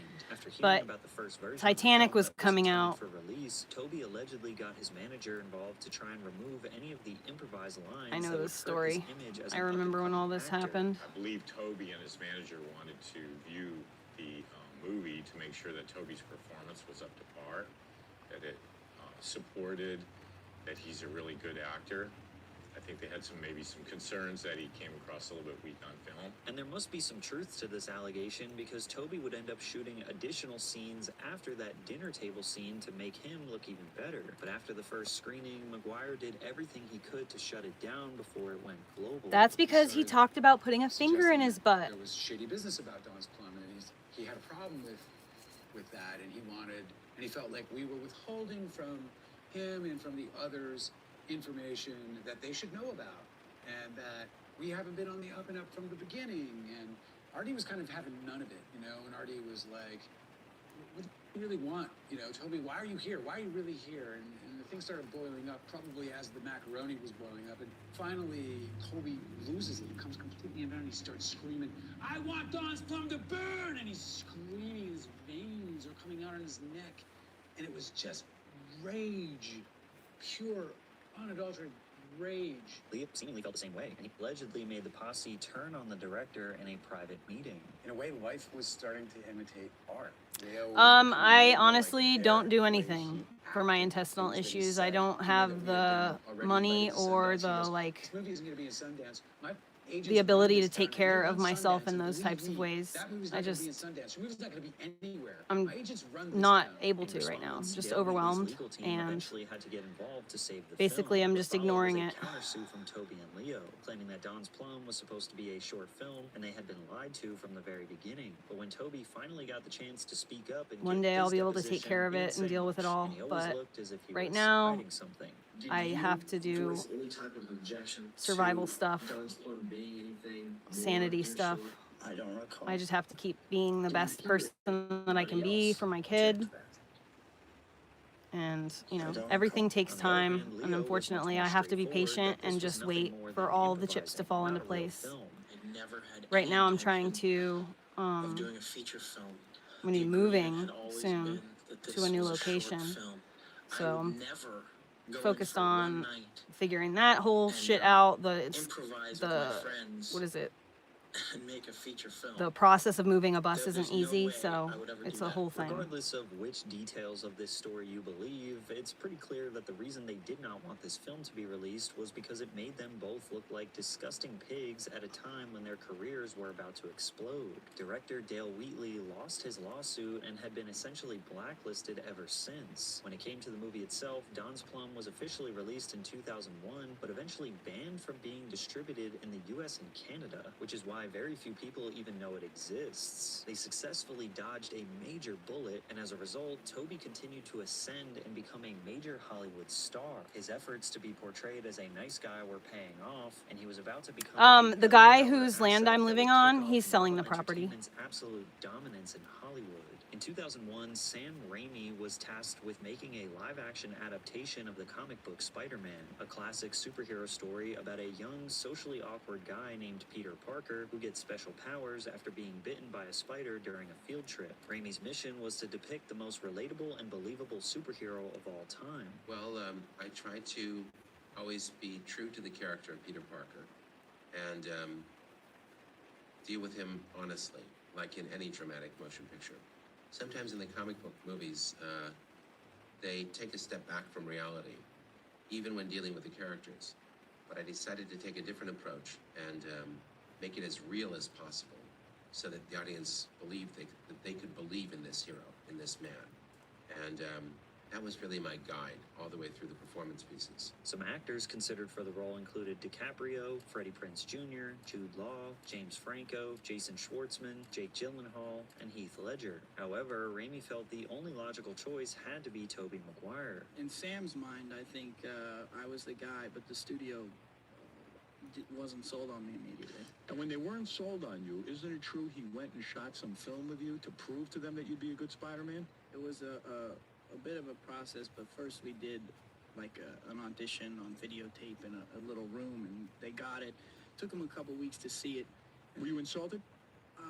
My ego was rubbed a little bit, you know. And once Tobey got the part, it was clear this was the role he was born to play. He captured the spirit of the everyday kid and was able to share a kind of vulnerability on screen that made guys in high school empathize with his character. Thank you. A lot of young guys Yeah, it can is relate to the crazy, loss right, of a Mariah? father figure and struggling with adolescence. He's a superhero, but as you said, he's a normal, kind of ordinary kid who's an underdog. I love underdogs, you know. He gets picked on by the bully. He doesn't know how to share himself with the girl that he has great affection for. It's difficult for him. On the other hand, the movie was My able to poor share house action is sequences just that were leaking. fun and The didn't storm take is too themselves much. seriously I need to until get a it was tarp necessary. for my As roof. much as Tobey Maguire was perfect And for in this Spider-Man, a summer, lot of the credit I goes am to going Sam to be Raimi for redoing my whole understanding that roof. Tobey had a true talent for looking innocent and shy. Spider-Man was a coming-of-age film just as much as it was a superhero movie. If I And even redo with the a roof massive and budget then of I about seal the $139 windows, million, I it managed to can rake in start to over work $800 on million at the worldwide the box inside without office. worrying Tobey about is just a things childhood hero of getting mine. wet. No matter how great Tom acts, Tobey's just the greatest in my heart. With I'm going to massive be doing it critical this and summer box for office sure. success, the second Spider-Man movie went into production almost immediately. It followed a similar formula to the last movie, where Peter Parker had to face off against a villain named Otto Octavius, or Doc Ock, after he lost his mind trying to play God. Even with all the success of the first film, Tobey was a little hesitant to get deeper into the role. He had just starred in the Oscar-nominated movie Seabiscuit and always saw himself as a more serious actor. Tobey really seemed to worry about getting attached to a franchise that could prevent him from accepting more I live in challenging Oregon. roles. No, What I don't liked set about it was Sam's sell approach- anything. was Sam's approach to the whole movie, No, you know, husband's when I not at first heard work. about it, I was a little reluctant about the idea.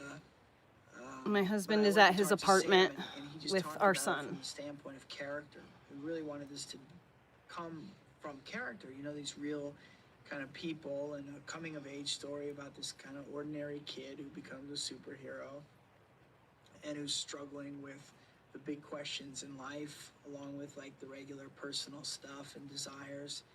And I really liked that approach, and I thought it would be interesting to bring, you know, my sensibility together with Sam's for this kind of movie. And once again, this proved to be the best decision for Tobey's career. The amount of money that Spider-Man 2 made at the box office was almost identical to the last. Not only that, but it's widely considered to be the best Spider-Man movie of the entire franchise. I personally like the first one more though. Tobey's salary was to the tune of $17 million, officially making him a member of the Hollywood elite. It was like all of his childhood dreams of making it big had officially become a reality. As a kid, I was very poor. I mean, it's all relative, but we would get groceries from neighbors. I always had a roof over my head, but I slept on couches of relatives, and some nights we wandered into a Yeah, shelter. we're separated. My family had food stamps and government medical insurance, and I wanted to get out of that, so my ambition was initially to make money. I was pretty driven, and with all this newfound wealth, Tobey got into hobbies with a He's bit my more best friend risk. still. In 2004, he started playing competitive poker and quickly discovered he had great skills beyond acting. Are you good at memorizing cards and where things are?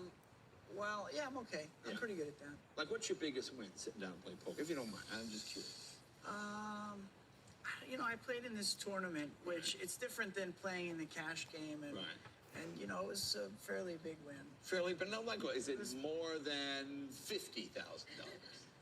It was more than 50,000, yeah, a little bit more, a little bit, yeah. So it was a big win, Wow. very big. But I didn't risk that much money in order to get that. Look like I'm the wife. Listen to you tell me.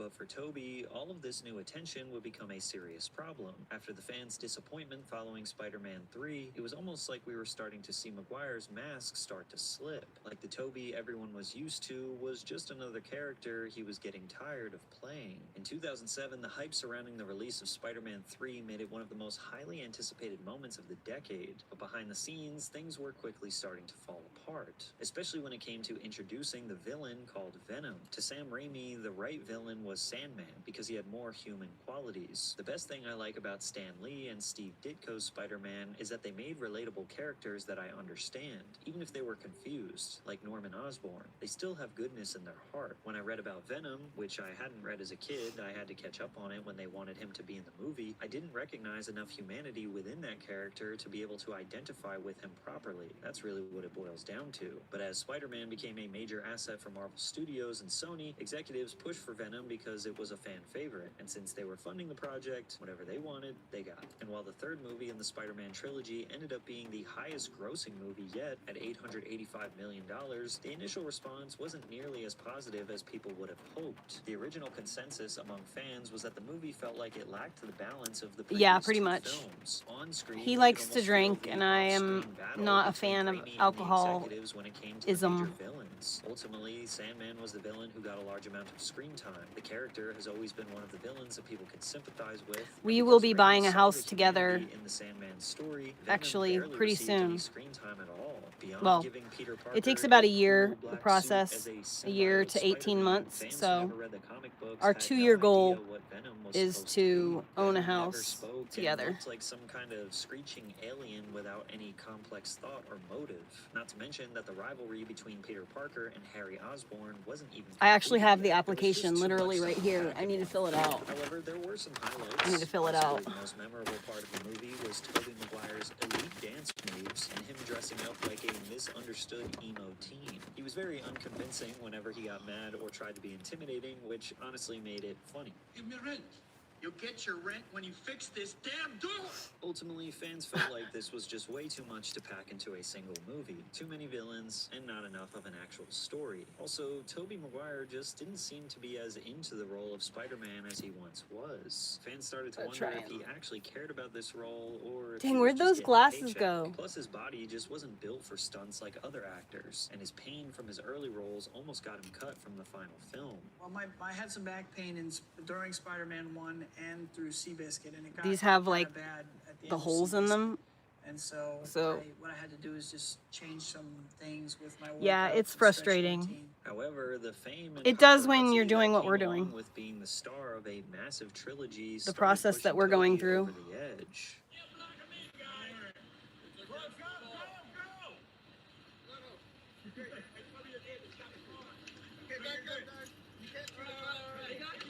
Out of the way! I can't see! There are cars there! Get out of the way! We're blocking the cars.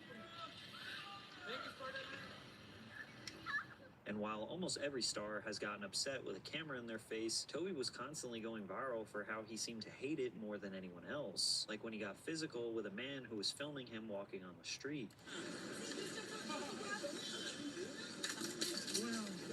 Now, paparazzi are definitely known for pushing celebrities to their limits and robbing them of their sanity. But after Spider-Man 3, Tobey Maguire just seemed like a different person. It felt like he almost completely disappeared from the spotlight after reaching insane levels of fame. And the public wouldn't really hear about him again There until we he go. became a Whoa, part of it a actually massive does make scandal your where he zoom started being in. accused of running an underground celebrity Wow, poker game. that's It finally looked cool. like fans were starting to see what Maguire had been hiding for all these years. They couldn't help but wonder if Tobey Maguire was a shy If I get the actor light, struggling there we with go. fame, or if he was a cold and Oh, calculated wow. psychopath that only ever cared about the money. In 2011, Tobey Maguire found himself in a No massive civil freaking lawsuit way, involving dude. a Beverly Hills hedge fund manager named Brad Ruderman. According to the suit, Tobey managed to take $311,000 off of him, with $110,000 of that coming in just one night. The major problem was that Ruderman was playing with stolen money through a $44 million scheme where he had convinced investors to give him large Dude, sums these of things cash are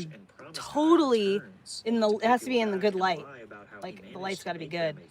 But it totally, when you open your eyes fully, like, so you're seeing through all the holes at once, but you focus through one of the holes, it literally zooms in.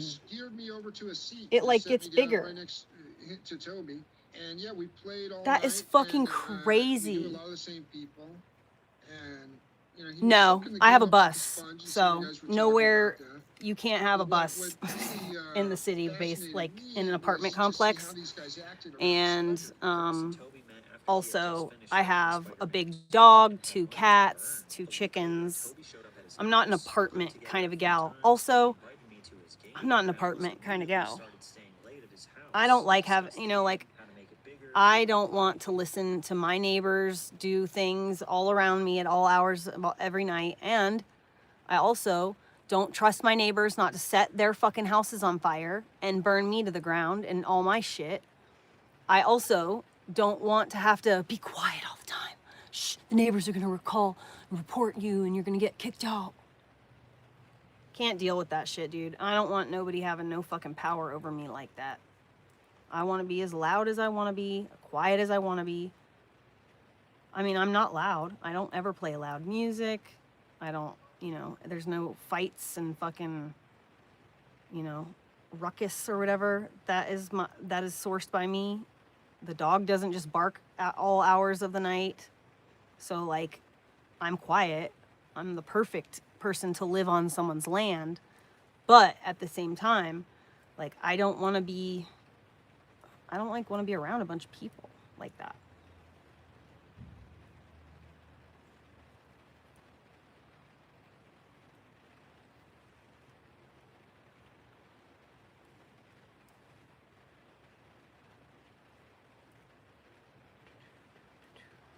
Yeah, the light is just not great from this angle. Like, I need to figure out, I just don't like the way that the light looks in the corner of my eye. I don't like that. I wish it was like this and then I could still see. But, ha, you fucking moth.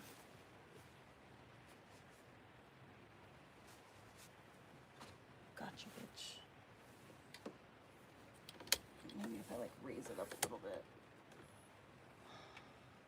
then it won't be like on the corner of my eye so much. Yeah, that's fine. It's better.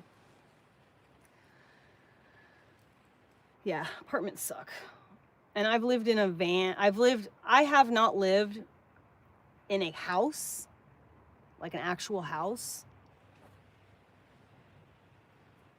since 2017. So almost 10 years I've been living on wheels of some kind. My husband and I bought an RV in 2017 and we traveled from Florida to here. It took about, I don't know, 8 months, 10 months to like float all over the place. We like stopped in Colorado for a couple months. Or I think like a month. But after we got here, I bought a van and then I moved into the van and then I bought another van and then I got this bus.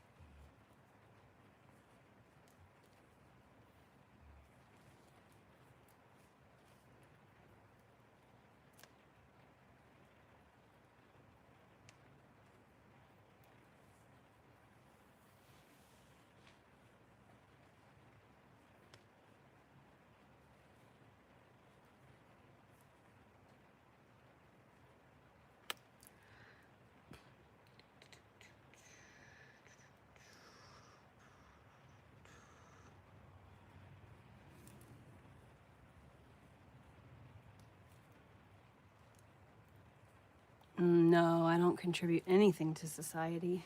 Nah.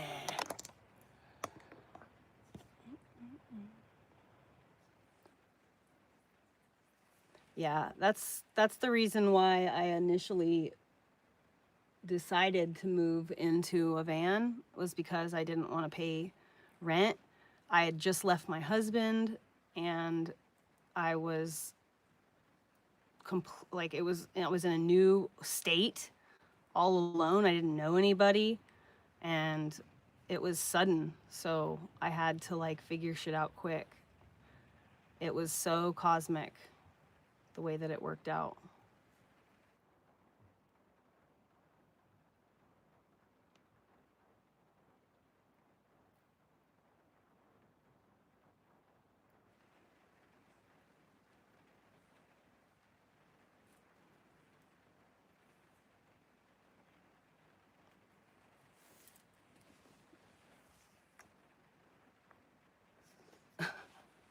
I wouldn't blame my farts on anyone anyway. I don't give a shit.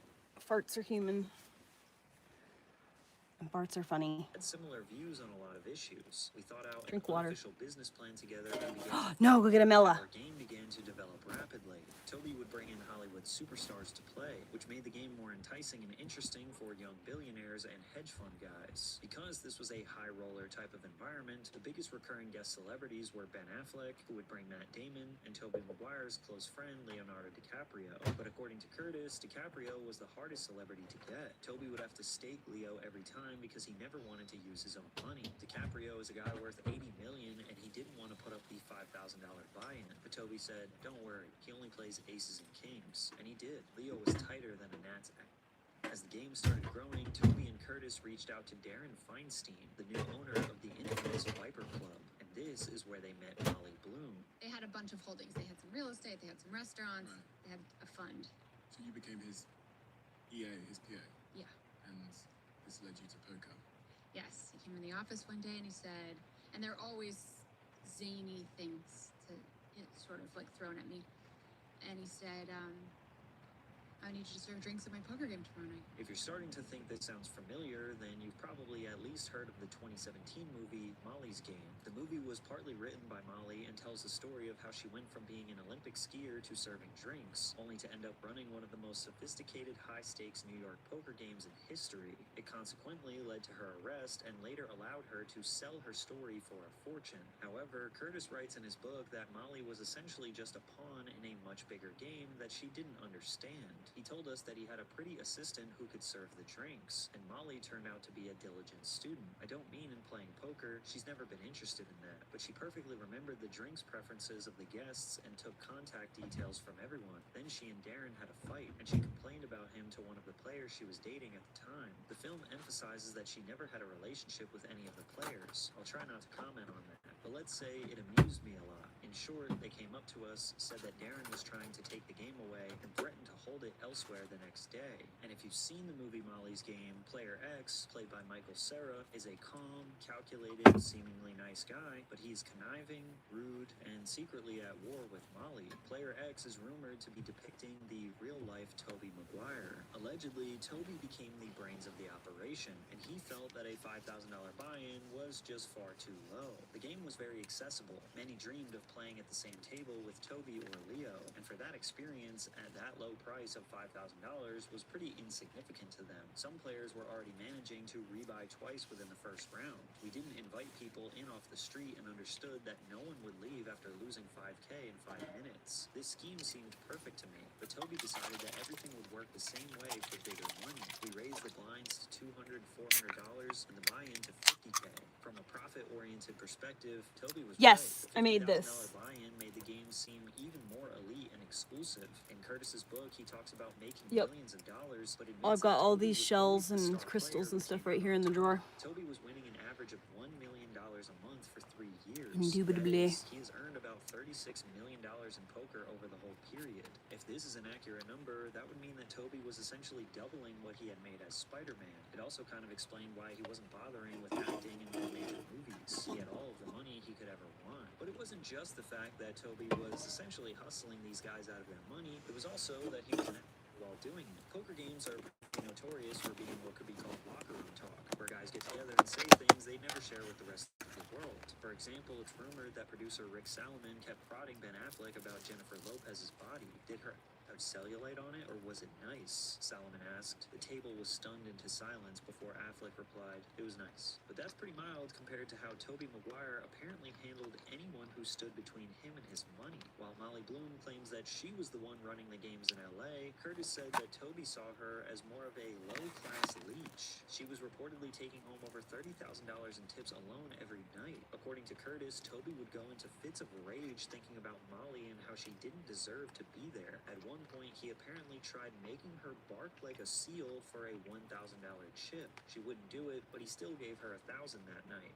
Can you send me a $1,000 gift was card? his No, insult thank you. tip. But Molly wasn't Tobey's only victim. Curtis himself was losing money from the devaluation of his house, a loss of a $4 million distribution deal, and other major losses in Vegas. After a rough phone If you call, find somebody, Maguire though, offered to loan you him should find somebody who is in need $600,000 of to help. continue playing until he paid him back. I'm After good. Curtis offered to pay it back by the end of the year with 10% interest, Tobey allegedly said, "I own you now, and I'm going to make so much effing money this year at poker." Unfortunately for Maguire, these were his famous last words. The poker game blew up after the arrest of Brad Ruderman, and the lawsuit later forced him to pay $80,000 to Ruderman's victims. The game was over, and Tobey came What's out wrong? looking a bit like a psychopath with a Mama. secret side hustle. This was the lowest point in Tobey Maguire's vanishing Money, are you career. okay? And just like the very beginning, he'd have to rely on Leonardo DiCaprio again to get some Damn it. work in Hollywood. After Tobey was exposed I cut in the shit out of my corporate mouth lust, with my he had pizza. effectively lost his purpose in an industry where he was once universally loved. He'd only star in an obscure movie called The Details, which bombed so hard for critics and fans that most people don't even know it exists. The only other big film he was able to star in after the fallout was The Great Gatsby, and even then, Tobey technically didn't get the role of Nick Carraway from his own merit. It was Leo who got the starring role and managed to convince the director to hire his buddy. Even after 2 decades, Leo was still convincing Hollywood to hire Tobey. Maguire was Hi, Pebbles. constantly asked about what it's like to work No, with I don't one of like the energy greatest drinks. actors in the industry, to the point where it became a running joke. I'm not stoned. About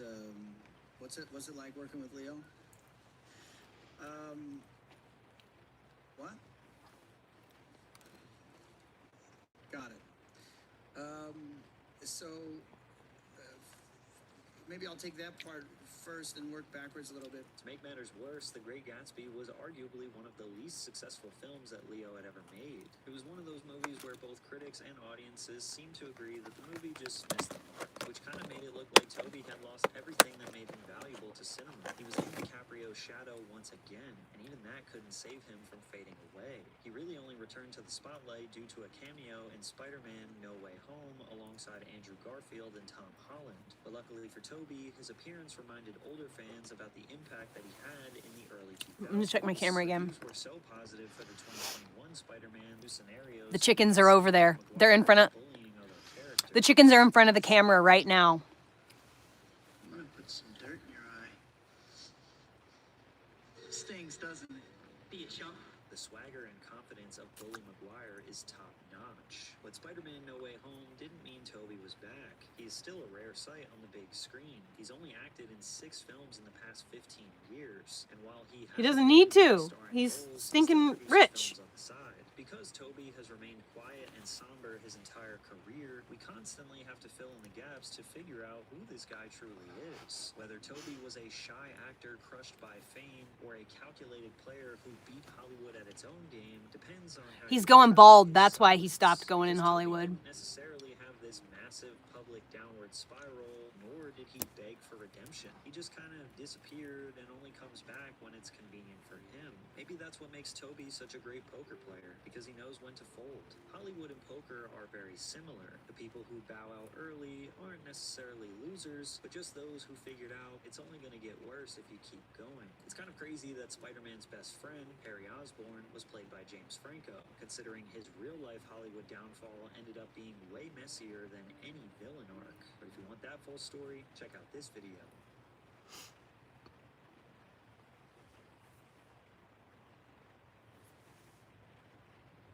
Thus would be known as having the napkin case.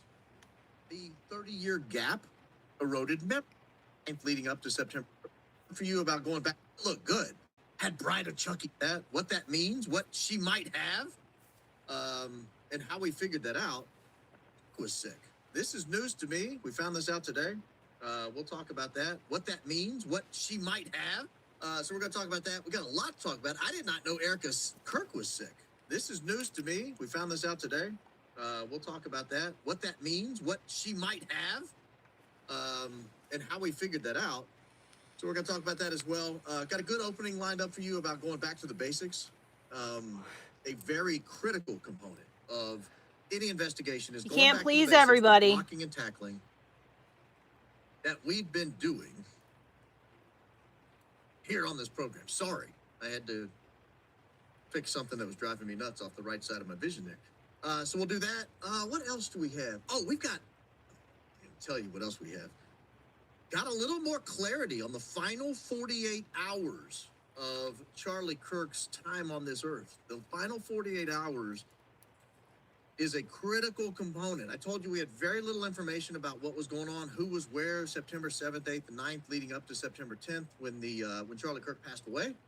Got a little more clarity today, or actually last night, got a little more clarity, pointed in the direction of where some additional clarity existed. So we've got that as well. A great show lined up for you today.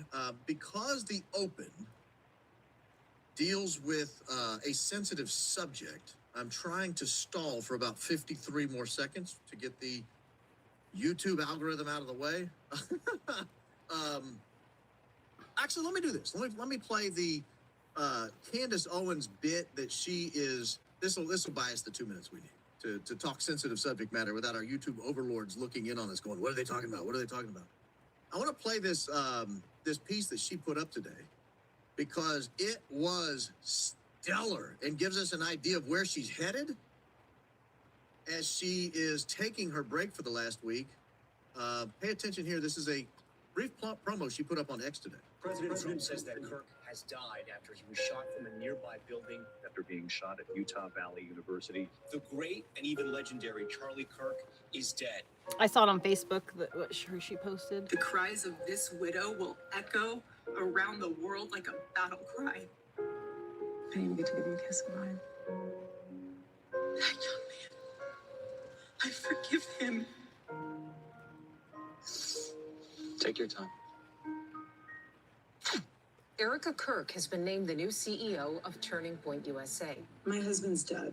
Like, I'm not trying to be morbid, but he's dead. It's weird to say excited. Describes your husband's funeral as the event of the century. Merch, hats. We have 50,000 plus hat orders. Nobody knows why she's out there in a glittering pantsuit in a recreated tent that her husband tragically was murdered in, throwing merch out. Everyone grieves differently, so if someone's acting weird, don't read into that.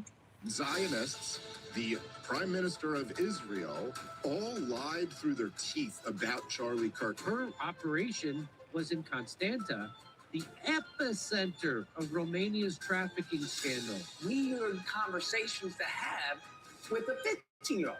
I'm going to touch your butt. $8.6 million to their own shell company. What is going on? We have nothing to hide. My aunt used to tell me, never do something that you don't want on the front page of a newspaper. That Bride of Chucky feels, doesn't it? I saw that and thought, whoa, that has real Bride of Chucky feels.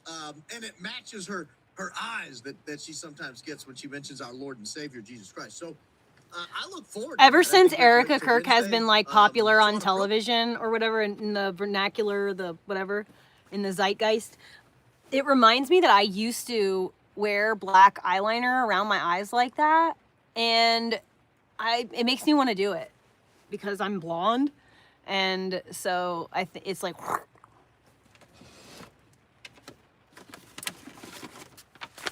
obviously no self-respect. See how people just like say things and they're just so wrong? If you've been here like any amount of time, it's wild, the shit that people will just say.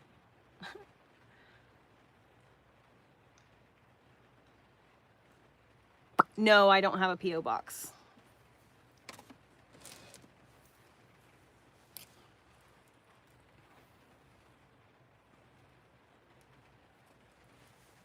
programming note, I probably will do a show tomorrow. I usually take Tuesday off. But if she's going to be off again until tomorrow, I'll probably do a show tomorrow and then maybe take Wednesday off so that we can all kind of digest the first episode of The Bride of Charlie. Whoa, The Bride of Charlie. All right, with that out of the way, I do want to get into the opening statement and a lot of what we've uncovered and have to bring for you today. So if you will, I'm wiping my fake tears. So if you'll give me just a moment, let me get the open pulled up and we'll get underway in a matter of mere seconds. All right, ladies and gentlemen, here we go. This is your opening statement. Carol Bonnet was a 61-year-old man living a pretty quiet life in Omaha, Nebraska. This was way back in the late 1970s. Carol Bonnet was born around 1917. He worked as an employee at a local hospital, though it's unclear exactly what he did there. He lived alone in a modest apartment, but he was known for being fairly social. He frequently visited local bars, for example, where he enjoyed buying drinks for the younger men he met, often inviting them back to his home for conversation. I forgot I wanted to make a dress. I found this insane, beautiful knit dress that like shapes your feminine. It makes you like really shapes your body like crazy. I want to make one. Suggested he sought companionship in Omaha's social scene, but very little else is documented about his early years, particularly his family, personal achievements, or anything else. He seemed to have led a fairly unassuming existence. On or about October 15, 1978, Carol Bonnet was murdered. It was brutal.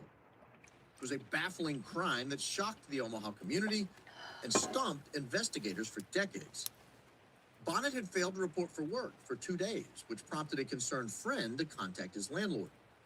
The landlord peered through the mail slot and saw Carol Bonnet lying on the floor. Called an ambulance, and the Omaha Fire Department broke into his apartment. Inside, they discovered Bonnet naked and face down in the living room. He had a single fatal stab wound to his abdomen. An autopsy conducted on October 18 confirmed he had been dead for approximately 48 hours, and he had succumbed to a massive internal bleed caused by being stabbed. The scene was eerie. His apartment, which typically was pretty neat and orderly, had scattered newspapers on the coffee table all over the floor, a severed telephone cord that would have prevented any calls for help, and a taunting note left by the presumed killer claiming one piece of evidence remained. The letter ended with a derogatory remark directed at the cops. Bonnet's wallet and cash were missing, which initially suggested it could have been a robbery. His car had also been stolen. The initial investigation by the Omaha Police Department was thorough, but ultimately fruitless.